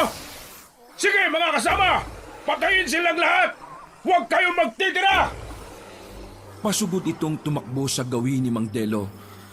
Habang hindi iniinda ang tugtog na nililikha ng matanda, pati ang sulpit na ginamit ni Eloy para patamaan ang mga mata ng kalaban, ay baliwalang hindi rin ito pinapansin. Hanggang makalapit ito sa nakatayong si Mang Delo na panay ang wisik ng langis sa ibang alagad ng hukagan. Saktong makalapit ang pinuno ay tinabig ng halimaw ang boteng hawak ni Mang Delo. Saka sinuntok nito ang sikmura ni Mang Delo. Pasadsad itong bumagsak sa lupa at natapon ang kaunting langis sa boteng hawak nito. Mabilis ang ginawa nitong pagbangon at gumanti ng suntok sa pinuno. Sinalubong nito ng sipa ang muling pag-atake ng aswang na hukagan.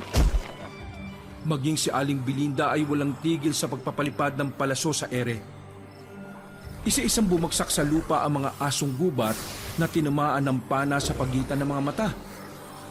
Asintadang walang palya ang bawat pag-atake ni Aling Belinda. Lahat ay bumabagsak sa damuhan habang bumubula ang bibig. Nagkikisay na parang nakainom ng lason. Maya-maya pa ay umalingaw-ngaw ang pagsambit ng orasyon ni Lola Saling kasabay ng tunog na malakas na pagtambol nito sa lata. Nagkagulo ang mga nilalang na umatake sa kanila. Hindi maintindihan kung saan pupunta. Sa malasay, hindi na nito maigalaw ang mga katawan. Binanggit ni Lola Saling ang isang orasyon na siya lang ang nakakaintindi.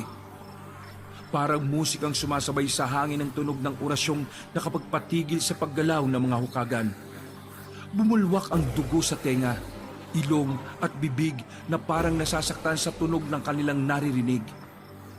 Animoy isang kutsilong ibinabaon sa loob ng tenga ang klase ng sakit na naririnig nito. Lumiliwanag ang mutyang nasa bulsa ni Lola Saling at nakita yun ni Eloy. Dahil parang may sariling isip na parang hinahatid ng hangin ang mutyang may kulay pulang liwanag. Papalapit sa kanyang kinaroroonan. Halos manlaki ang kanyang mga mata nang tumapat ito sa kanyang noo. Saglit siyang natulala na parang matagal na siya nitong kinakausap. Nakita niya ang pagbilog ng buwan at ang unang palatandaan ng pagsali ng mutya sa kanya. Biglang naramdaman niya ang pagdikit ng pulang ilaw sa kanyang noo at bigla siyang nakaramdam ng kakaibang lakas. Luminaw ang kanyang paningin. Nawala rin ang sakit ng kanyang katawan. Ikaw lang ang nakakakita sa mutyang nagbukas ng iyong ikatlong mata. Gawin mo na ang paggamit ng sulpit habang hindi pa nila maigalaw ang kanilang katawan. Ngayon ko lang napagana ang bisa ng tambol kaya sige na, patamaan mo silang lahat sa leeg. Ganun nga ang ginawa ni Eloy. Kahit napuno ng katanungan ng isip niya, maging ang mag-asawa ay nagpatuloy sa pag-atake sa mga kalaban. Para silang nagtatabas ng tubo sa mga nilalang na nakatayo lang. Pagtapat nila sa pinakapinuno ay bigla itong nag-anyong paniki. Lumipad ito sa ere para tumakas. Naiwan ang mga alagad nitong isa-isa nilang pinatay. Gamit ang pana, sulpit at ang langis ni Mang Delo. Sinigurado nilang walang matitirang alagad ang pinunong nakatakas. Kasabay ng pagtigil ni Lola sa pagpukpok sa lata, ay natumba ito sa damuhan. Kaya nawala ang atensyon ni Eloy sa mga kalaban. Agad niyang nilapitan na matandang mabilis na nawala ng malay. Bumundulang kaba sa kanyang dibdib nang makitang may dugo ang tenga nito. Katulad kanina habang ginagamot siya nito. Nangyayari yon sa matanda kapag pinapatunog nito ang tambol. Hindi niya tuloy maiwasan ang hindi malungkot. Sa isip niya, anong koneksyon ng dugo sa tunog na nililikha ng lata? Dala na matinding pag-aalala, nakakalimutan ni Eloy ang mutyang dumikit sa kanyang noo. Mabilis na binuhat ni Mang Delo si Lola Saling at dinala sa bahay nito. Hindi mapakali sina Eloy, Aling Belinda at Mang Delo sa walang malay na rin na si Lola. Kung ano-ano na ang ginamot ni Mang Delo para lang bumalik ang malay na matanda. Pero nanatili itong tulog na parang lantang gulay. May timang labi at biglang tumanda ang itsura. Bakit po nagkaganyan si Lola? Pagkatapos pong lumipat sa akin ng maliwanag na kulay pulang mutya, ito po bang epekto ng pagkawala ng mutya sa kanyang katawan? Mamamatay na po ba si Lola? Huwag ka mag-alala. Makakabawi rin ng lakas si Lola Saling. Hindi lang niya kinaya ang pagkawala ng mutya sa kanyang pangangalaga. Sa palagay ko hindi to tungkol sa mutya, kundi sa tunog ng tambol ng lata na narinig niya kanina. Ang ginamit niyang orasyon ang may pinakamalakas na bisa laban sa mga aswang. Bakit naman po maapektuhan si Lola hindi naman po siya aswang? Ang ibig sabihin ni Delo, gumamit siya ng malakas na enerhiya para labanan ng hukagan. Hindi po naapektuhan ng pinuno nila ng orasyon po ni Lola. Hindi ko nga rin alam kung bakit Nagawang makatakas ng halimaw na yon. Nangangahulugan, may pangontra na rin siya na nakuha laban sa tambol. Nasaan nga palang sulpit mo? Hindi mo halos nagamit kanina. Mahinang epekto nito sa mga aswang. Nandito po sa bulsa ko. Wala naman pong bisa ang bala nito sa mga kalaban Muntik pa akong mapahamak ng dahil dyan. Hindi ko nga alam kung bakit ito ang binigay sa iyo ni Lola Saling Hindi itong totoong sandata na may mutya ng buhay. Ano po ang sandata ko? Saka bakit po lumipat sa aking noo yung mutya? May liwanag po siya na sinasabing ako lang daw po ang nakakakita Ang mutyang nasa iyo ay ang pagbubukas lang ng ikatlong mata ng may hawak nito. Ang sabi, nanggagaling daw ito sa mga bulalakaw o di kaya sa ilaw ng alitaptap. Ano naman pong kakayanang tataglayin ko? Kakayahan ng 5 senaryo. Halimbawa ng panlasa, pandinig, pakiramdam, paningin at pangamoy. Yan ang nakikita ng iyong mga mata kapag lumiwanag yon. Malalaman mo ang malakas na enerhiyang tataglayin mo kapag nasanay ka na sa pagkakaroon nito. Para naman pong sasabak ako sa matinding laban. Mas matindi pa sa laban na susubok sa tungkulin na nakaatang sa balikat mo. Kapag natapos na ang misyon natin sa baryong ito, pupunta na tayo sa lugar ninyo. Po, babalik po ulit kami sa lugar namin. Pinalayas din kami dun eh. Hindi ko na nga po matandaan kung bakit palagi kami pinalalayas ni Lola. Nakatinginan sina Mang Delo at Aling Belinda dahil sa sinabi ni Eloy. Ilang minuto rin ang itinagal ng pananahimik nilang tatlo. Nang biglang nagising si Lola Saling. Titig na titig si Eloy sa matandang napabalikwas ng bangon, habang habol ang hininga at pinagpapawisan ng noo. Kaya naman, mabilis na lumabas ng silid si Aling Belinda para ikuha ito ng tubig na maiinom. Pagbalik ay may dala na itong baso. Iniabot ni Aling Belinda ang tubig sa matanda, habang nanginginig ang kamay ni Lola Saling na parang hinang-hina ang katawan. Salamat naman po't gising na po kayo. Dinala ko na ulit kayo sa bahay ko para mas magamot ko po kayo ng maayos. Ano bang nangyari? Parang nawalan kayo ng lakas.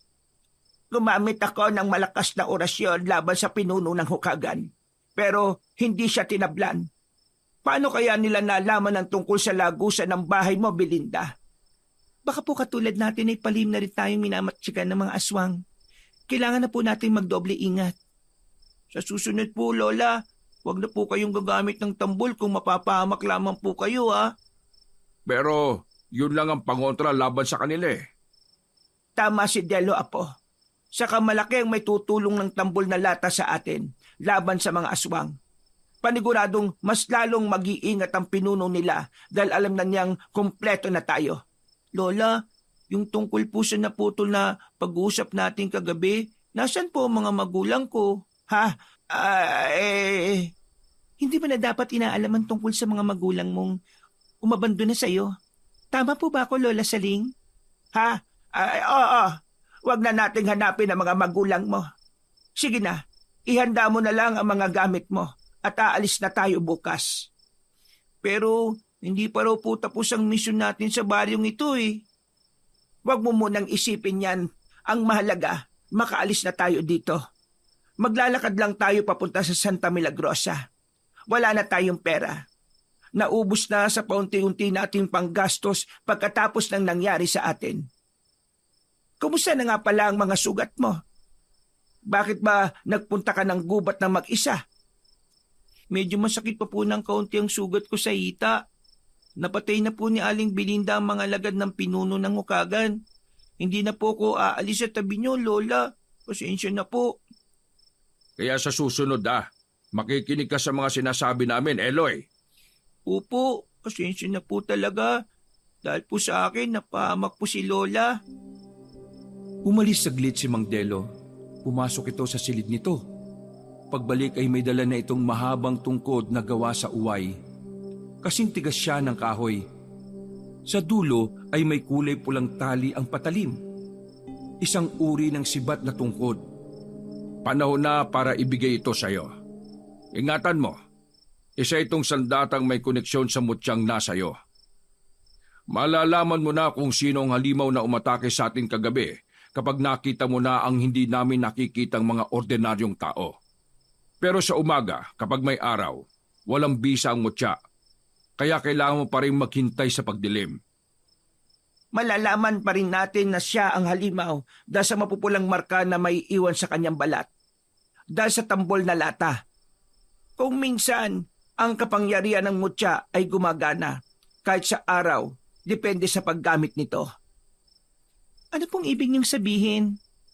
Ang epekto ng tambol ay maraming kakayahan, tulad ng pulang marka sa balat ng aswang na nagpapanggap na tao sa araw. Tingnan ko lang kung makakatakas pa siya. Siya ang... Lola! Nakita ni Eloy kung paanong umiling na magkakasunod si Mang Delo. Parang sinadya nitong putulin ang sasabihin ni Lola Saling. Hindi niya maiwasang sumama ang loob dahil nahahalata na niyang may itinatago sa kanya ang mga taong nakapaligid sa kanya. Nagsisimula na sanang magtanong si Eloy nang bigla silang nakarinig ng pagtawag ng lalaki sa labas. Boses ni Kapitan Tano at kasama ang mga taong bayan, pati na ang mga tanod nito. Elo! Lumabas ka dyan! Ilabas mo ang maglola! Mabilis namang hinarap ni Mang Delo si Kapitan Tano. Dahan-dahan ang naging paglapit ni Eloy sa dingding para silipin ang mga tao sa labas. Pumesto siya malapit sa bintana ng balkonahe habang hawak ang sandatang ibinigay sa kanya ni Mang Delo. Bumaba na rin ang nanghihinang matanda sa katre at lumapit sa kanya. Sabay silang nanlaki ang mga mata nang makita ni Lola Saling ang pamumulang marka sa leeg ni Kapitan Tano. Kahit nakasuot ito ng mahabang manggas para itago ang bakas, ay hindi pa rin ito matatakluban ang palatandaan ng epekto ng tambol sa aswang. Kaya alam na nilang nakita rin ni Mang Delo ang markang yon. Ang kapitan nakaharap nito ang totoong nanggigipit sa kanila. Maging ang aswang na umatake sa kanila kagabi ay si Kapitan. Nakuyom ni Eloy ang kanyang kamao. Napuno ng galit ang kanyang dibdib nang maalala ang sinapit nila sa kamay nito. Ito rin ang madalas na nagpapalaya sa kanila. Pinaparatangan sila ng kung ano-ano, pero ito pala ang totoong halimaw. Gusto na nga sana niyang lumabas, pero nahahawakan siya sa braso ni Lola Saling. Huwag muna, Apo. May tamang oras para dyan. Hindi to ang tamang lugar para ibuhos mo ang galit sa halimaw na yan. Kailan pa po ang tamang oras, Lola? Kapag nabaliktad na naman po niya ang pangyayari, tayo na naman po ang masama. Samantalang siya pong totoong aswang eh. Siya lang pong nakaligtas kagabi, kaya wala pong duda na siya ang pinuno ng mga hukagan. Matindi rin ang galit ko sa hayop na yan dahil pinatay niya ang mga anak ko. Halos nanlaki ang mga mata ni Eloy nang madulas sa matanda sa mga sinabi nito. Narinig niya ng malinaw ang mga salitang binitiwan nito. Isa lang ang anak ni Lola Saling at yun ay ang kanyang ina na matagal nang hinahanap. Hindi mo na po mababawi ang mga sinabi niyo, Lola. Patay na ang nanay ko at pati ang tatay ko. Kasama po ba sila sa pinatay ng pinuno na yan? Oo, pero Matagal po kong umasa na totoong hinahanap natin ng aking mga magulang. Pero patay na po pala sila. Yun po ba ang dahilan? Kung bakit sa tuwing nagtatanong ako ng tungkol sa kanila ay umiiwas kayo? hindi yun ang totoong dahilan, Apo. Kung ganon, ano po ang totoong dahilan? Huwag na po kayong magsinungaling. Sa halip na sumagot ay lumayo si Lola Saling kay Eloy. Kaya naman magtatanong pa sana si Eloy ay muling naputol ang kanyang sasabihin. Dahil umalingaw-ngawang malakas na boses ni Kapitan Tano habang kausap si Mang Delo. Naparito lang kami para ipakita ang katawan ng baboy Ramon na ito. Natagpuan namin wala ng laman loob ang hayop. Kawawa naman ang mga alaga ng kalikasan. Sinasabi ko na aswang talaga ang pinatuloy mo sa bahay mo, Delo. Kaya kung patuloy kang magmamatigas, mapipilitan kaming pati ikaw ay dapat na naming palayasin sa baryong ito. Subukan mo lang na magkaalaban na tayo kung sino ang totoong aswang sa atin, nang malantad na sa mga tao kung sino ang nagpapanggap sa ating lahat. Ano ba pinagsasabi mo? Huwag ka na magmaang-maangan pa. Kitang-kita na namin ang ebidensya. Mga kasama, naghahanap na mapagbibintangan ng lalaking ito. Papayag ba kayong ganituhin ang inyong butihing kapitan? Talaga palang sagad sa buto mo kasi sinungalingan mo.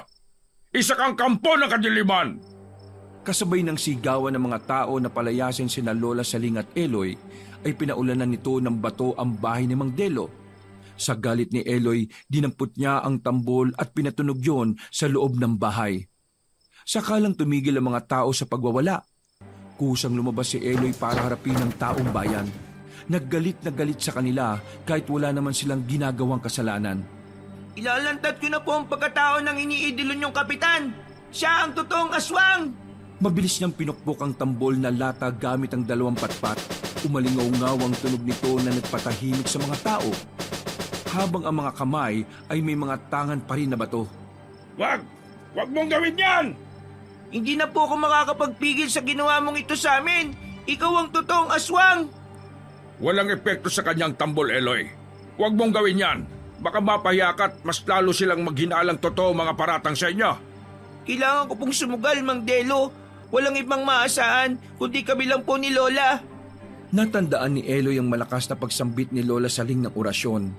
Kaya naman ginaya niya yon ng sarili niyang lengguwaheng pumapasok sa kanyang isip. Sa tulong ng mutyang nasa kanya, sa pagpukpok niya ng tambol ay napataklob ng tenga si Kapitan Tano. Habang sumisigaw, nag-atrasa ng mga tao, nagtataka sa mga nangyayari. Ang mga tanog ni Kapitan Tano ay napahawak na rin sa kanilang mga tenga, namimilipit sa sakit. Naalala ni Eloy ang salitang binitiwan niya kay Kapitan Tano. Sa oras na tirik ang araw, ang magiging palatandaan ng katapusan ng aswang. Kaya itinuloy niya ang pagtugtog. Nagkaroon ng bisa ang tambol. Hindi inaasahan ng mga to ang pagbabagong anyo ng mga halimaw sa kanilang harapan.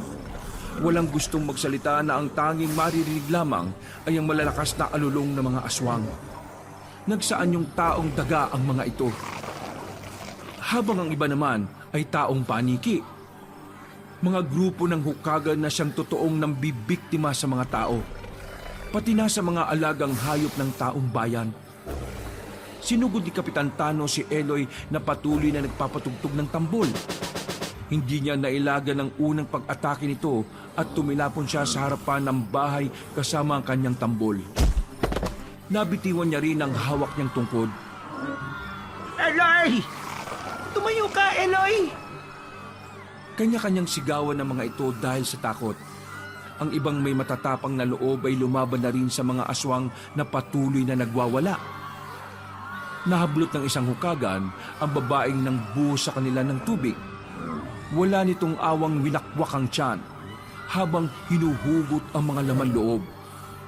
Parang nawala ang mga tanod sa kanilang mga sarili at tuluyan ng naglantad ng pagkatao sa mga nasasakupan nila.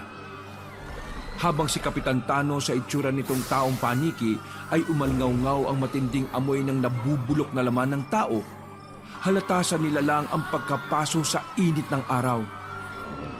Hindi ko na ito mapapalampas. Pinatay mo ang mga magulang ko. Mag-iingat ka, Eloy. Gamitin mo ang tungkod! Bilisan mo!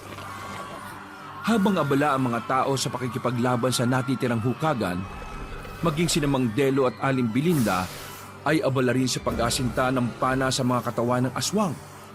Pinilit ni Eloy na tumayo. Mabilis nang dinampot ang nabitiwang tungkod at iwinasiwas niya sa ere ang sandata. Naramdaman ni Eloy ang pagliwanag ng kanyang noo. Alam niyang nakita rin yon ni Kapitan Tano, kaya't napaatras ito habang nanginginig ang tuhod. Paanong nangyaring nagkabisa ang mga sandata at mutya sa umaga? Hindi ito maaari! Dahil ang kabutihan ang siyang pinapakinggan ng kalikasan. Natatandaan niyo po ba ang sinabi ko? Papabor sa akin ang kalikasan sa pagtugis sa mga katulad ninyo. Tandaan niyo po yan. Mamamatay din kayo sa oras na tirik ang araw kung saan magaganap po ang mga imposibleng mangyayari sa buhay ninyo. Ang kamatayan ninyo. Etong sa inyo! Kasabay ng paghampas ni Eloy sa ere ng tungkod at sa pag-ikot ay tinamaan ng pinuno sa balikat. Umalingaw-ngaw ang malakas nitong sigaw. Parang ramdam na ramdam ni Eloy kung gaano kasakit ang sandatang tumama sa katawan nito. Nakita niyang nag-iwan ng malalim na sugat ang talim ng kanyang sibat sa balat nito. Sumuka ito ng dugo. Lumabas ang maiitim na likido sa tenga nito. Inulit ni Eloy ang pag-atake sa katawan ni Kapitan Tano. Pinatamaan niya ito sa ulo na lalong nagpaluhod sa lupa sa halimaw. Pinilit nitong tumayo, pero lumapit na si Mang Delo at binuhusan na ito ng langis na lalong nagpalitaw sa malalagari nitong mga ngipin. Dahil sa matinding sakit ng pagkapaso, malakas na napasigaw si Kapitan Tano. Hindi pa nasiyahan, inasinta naman ito ng pana ni Aling Belinda. Naluluhang nilapitan ni Lola Saling ang pinuno ng aswang at dinampot ang tambol sa pinatugtog yon malapit sa tenga nito. Para sa aking anak na pinatay mo, mamamatay ka na! Sa saliw ng tugtog ng tambol na gawa sa lata, Umalingaw-ngaw ang tunog sa buong baryo. Natumba ang mga hukagan kasama si Kapitan Tano. Tumitirik ang mga matang nahiga sa lupa. Habang nagkikikisay na parang nalalason, bumubula ang bibig na walang tigil ang paglitaw ng mapupulang marka sa mga katawan. Indikasyon ng pagkapaso ng mga aswang. Tuluyan nang nawala ang kanilang mga kakayahan at unti-unting nagbalik sa totoong itsura. Isang maliit na patay na paniki si Kapitan Tano. Habang ang mga kasamahan naman itong mga tanod na may tama na mga bato sa katawan ay ang maliliit na kulay itim na daga. Tumayo si Eloy at taas ang noo na humarap sa mga tao. Ipinakita niyang nagkamali ang mga tao sa paratang sa kanila. Bukod pa roon ay napalaya niya ang taong bayan sa huwad na kapitan. Lahat ay hindi makatingin ng diretsyo kay Eloy at Lola Saling. Ngayon po'y alam na ninyong walang may dudulot na kabutihan ng panghusga ninyo sa mga tao, hindi po ba? Dapat ay alam nyo ito eh, dahil matatanda na po kayo. Bakit ako ba po ang nakatuklas sa kanila? Dahil nabulag po kayo sa katotohanan na mas pinaniwalaan po ninyo ang kasamaan. Walang nakapagsalita sa mga tao kundi ang pagbibigay ng pasasalamat at paghingi nila ng tawad ang narinig ni Eloy. Isa-isang dinampot ni Eloy ang mga gamit lalo na ang tungkod. Saka nauna sa paglalakad para lisanin na ang lugar ng Santa Ines. Tahimik na sumunod sa kanya si Lola Saling, maging sina Aling Belinda at Mang Delo. Parang nakahalata sa pagiging tahimik ni Eloy. Ilang oras silang naglakad sa pagbaybay ng daan sa kagubatan. Pasado 3:00 na ng madaling araw nang marating nila ang karatig na baryo ng Santa Milagrosa. Ang lugar kung saan siya isinilang.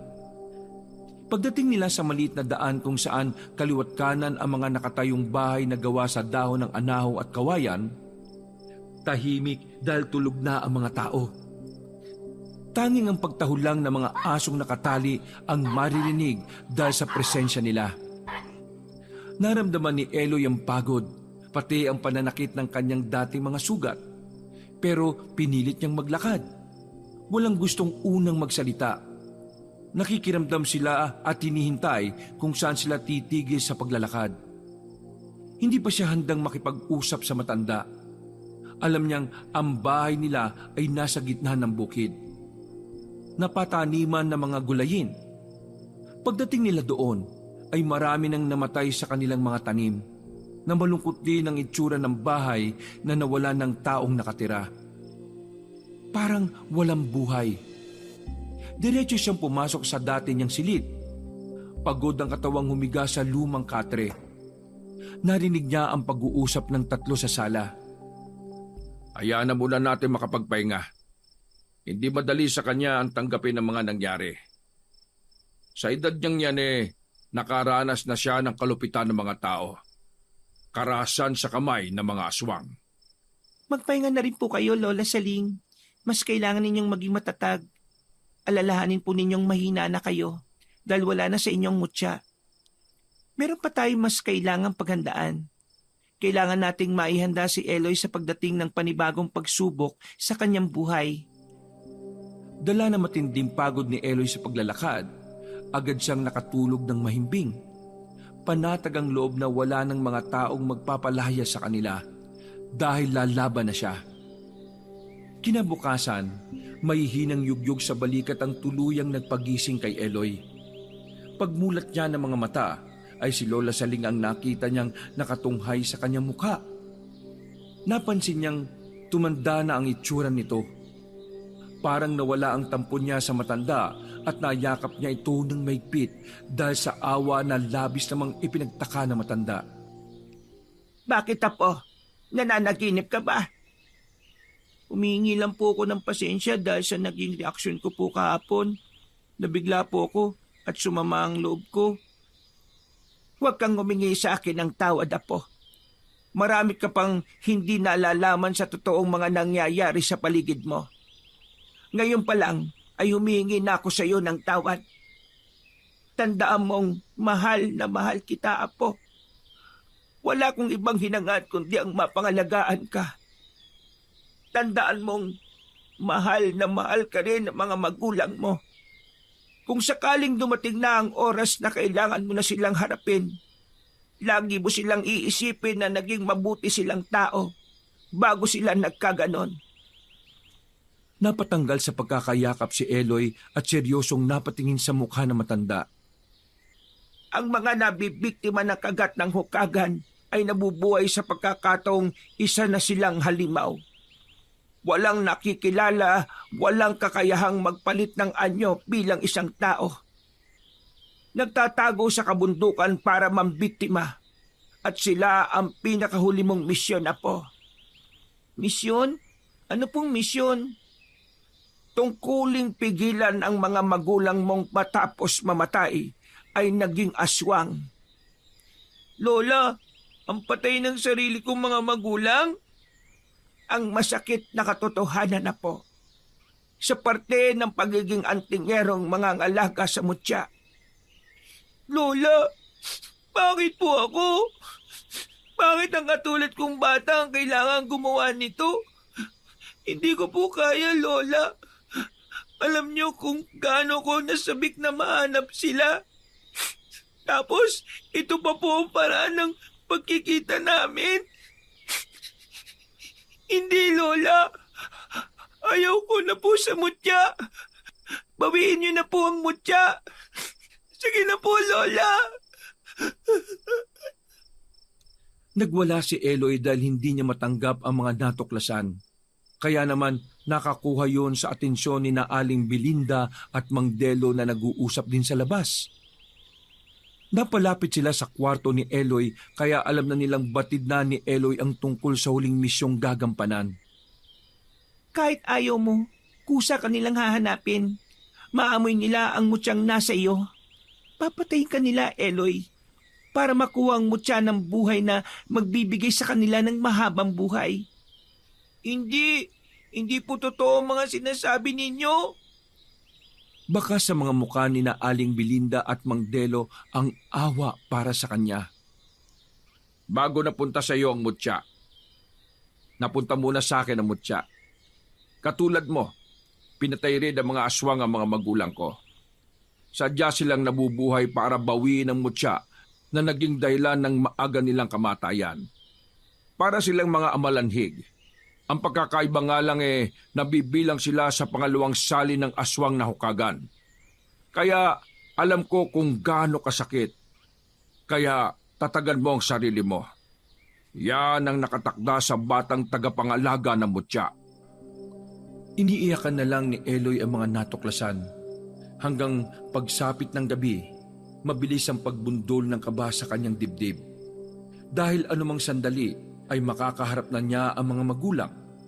Nagkaroon ng linaw sa kanya ang naging dahilan ng mga tao kung bakit sila madalas palayasin ni Lola. Dahil batid nila ang tungkol sa mutya at kung anong klaseng bata siya.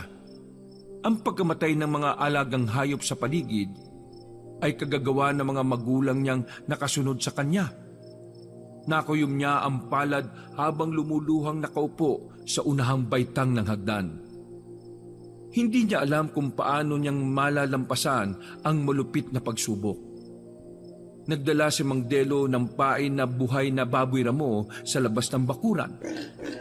Habang si Lola Saling at Aling Belinda ay nakapwesto na sa itaas ng puno sa sanga. Nakakubling naghihintay sa pagdating ng dalawang hukagan. Nanginginig ang mga kamay ng matyagang naghihintay si Eloy sa pagdating ng kanyang ama at ina. Maya-maya pa ay dumating ang may nakakatakot na itsura ng mga nilalang. Mabalahibo ang katawan na mukhang daga. Malalaman lang na babae ang hukagan dahil sa mahaba rin ang buhok nito. Nakangising dahan-dahang lumapit ang mga nilalang sa pain. Pinuntirya agad ang nakatayong baboy ramo sa bakuran. Napatayo si Eloy habang nakahanda ang pana ni Aling Belinda na kumakain sa katawan ng pain nila. Dumapa ang dalawang halimaw na parang gutom na gutom at walang alam sa presensya nila. Hindi mayakbang ni Eloy ang mga paa palapit sa kanyang mga magulang. tumulo ang masaganang luha sa kanyang mga mata. Nay? Tay? Natigil sa paglapa sa katawan ng baboy Ramo ang dalawang nilalang na tinawag niya. Ngumisi itong may tumutulo pang sariwang dugo sa bibig. Sabay tapon sa kapirasong laman ng hayop at mabilis siyang sinugod. Tama ang matanda. Hindi na ito nakakakilala dahil sa isip nito ay mga halimaw silang dapat patayin ang may hawak ng mutya. Lumabang ka! Huwag kang paapekto sa isiping mga magulang mo sila. Papatayin ka nila. Hindi na sila mga magulang mo. Iniumang ni Eloy ang hawak na tungkod sa mga kalaban habang iniisip na hindi na sila ang mga magulang. Unang sumugod ang kanyang ama na umaangil na parang paniki. Umikot siya, tinampas niya ng tungkod ang nilalang. Sumunod naman ay ang nanay niyang muntik siyang makalmot sa dibdib. Lumiwanag muli ang mutya at sa paghampas niya sa katawan ng kanyang ina habang panay-agos ng mga luha niya, ay gumuhit ang sugat na tinamaan ng tungkod sa katawan ng kanyang ina. Nag-iwan niyo ng malalalim na marka na parang walang tigil sa pagbulwak ng masaganang dugo. Lalo na nang magsimulang magpatugtog si Lola Saling ng tambol, habang si Aling Belinda naman ay pinuntirya ng pana ang ulo ng kanyang ama. Sinabayan ni Eloy ang pangalawang hampas ng tungkod sa ulo nito. Lumabas ang dugo sa bibig ng kanyang ama. Hindi na niya magawang tuluyan ang mga ito dahil napahagulgol na siya ng iyak. Nabitiwan ni Eloy ang kanyang tungkod na napaluhod sa lupa. Kaharap ang mga nakahandusay na mga magulang. Habang pinipilit na bumangon para umatake ulit, pero dahil sa mga tama nito sa katawan at sa naririnig na tambol, lalong nagkikikisay ang mga ito sa sakit. Nay! Tay! Bakit ako ba? Bakit po? Patawarin niyo ako, Tay! Nay! Umalingaw-ngaw sa buong bukid ang malakas na pagagulgol ng iyak ni Eloy. Habang nilalapitan ang wala ng buhay na katawan ng mga magulang, yakap ang kanyang ama at ina. Kahit amoy nabubulok na laman ng taong katawan ng mga magulang, ay isa-isa niya itong hinalikan sa noo. Sa isip niya ay napakalupit ng mundo sa kanya.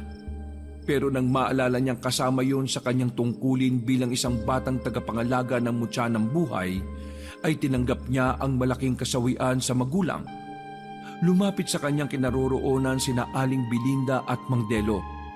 Umiiyak itong lumuhod sa tabi niya. Bilang bagong tagapagbantay sa mutya, kami muna ni Belinda ang tatayo mong mga magulang. Lakasan mo ang loob mo, Eloy. May tao pang natitirang nagmamahal sa iyo. Ito ang dahilan na po kung bakit kailangan kong itago sa iyo ang buong katotohanan.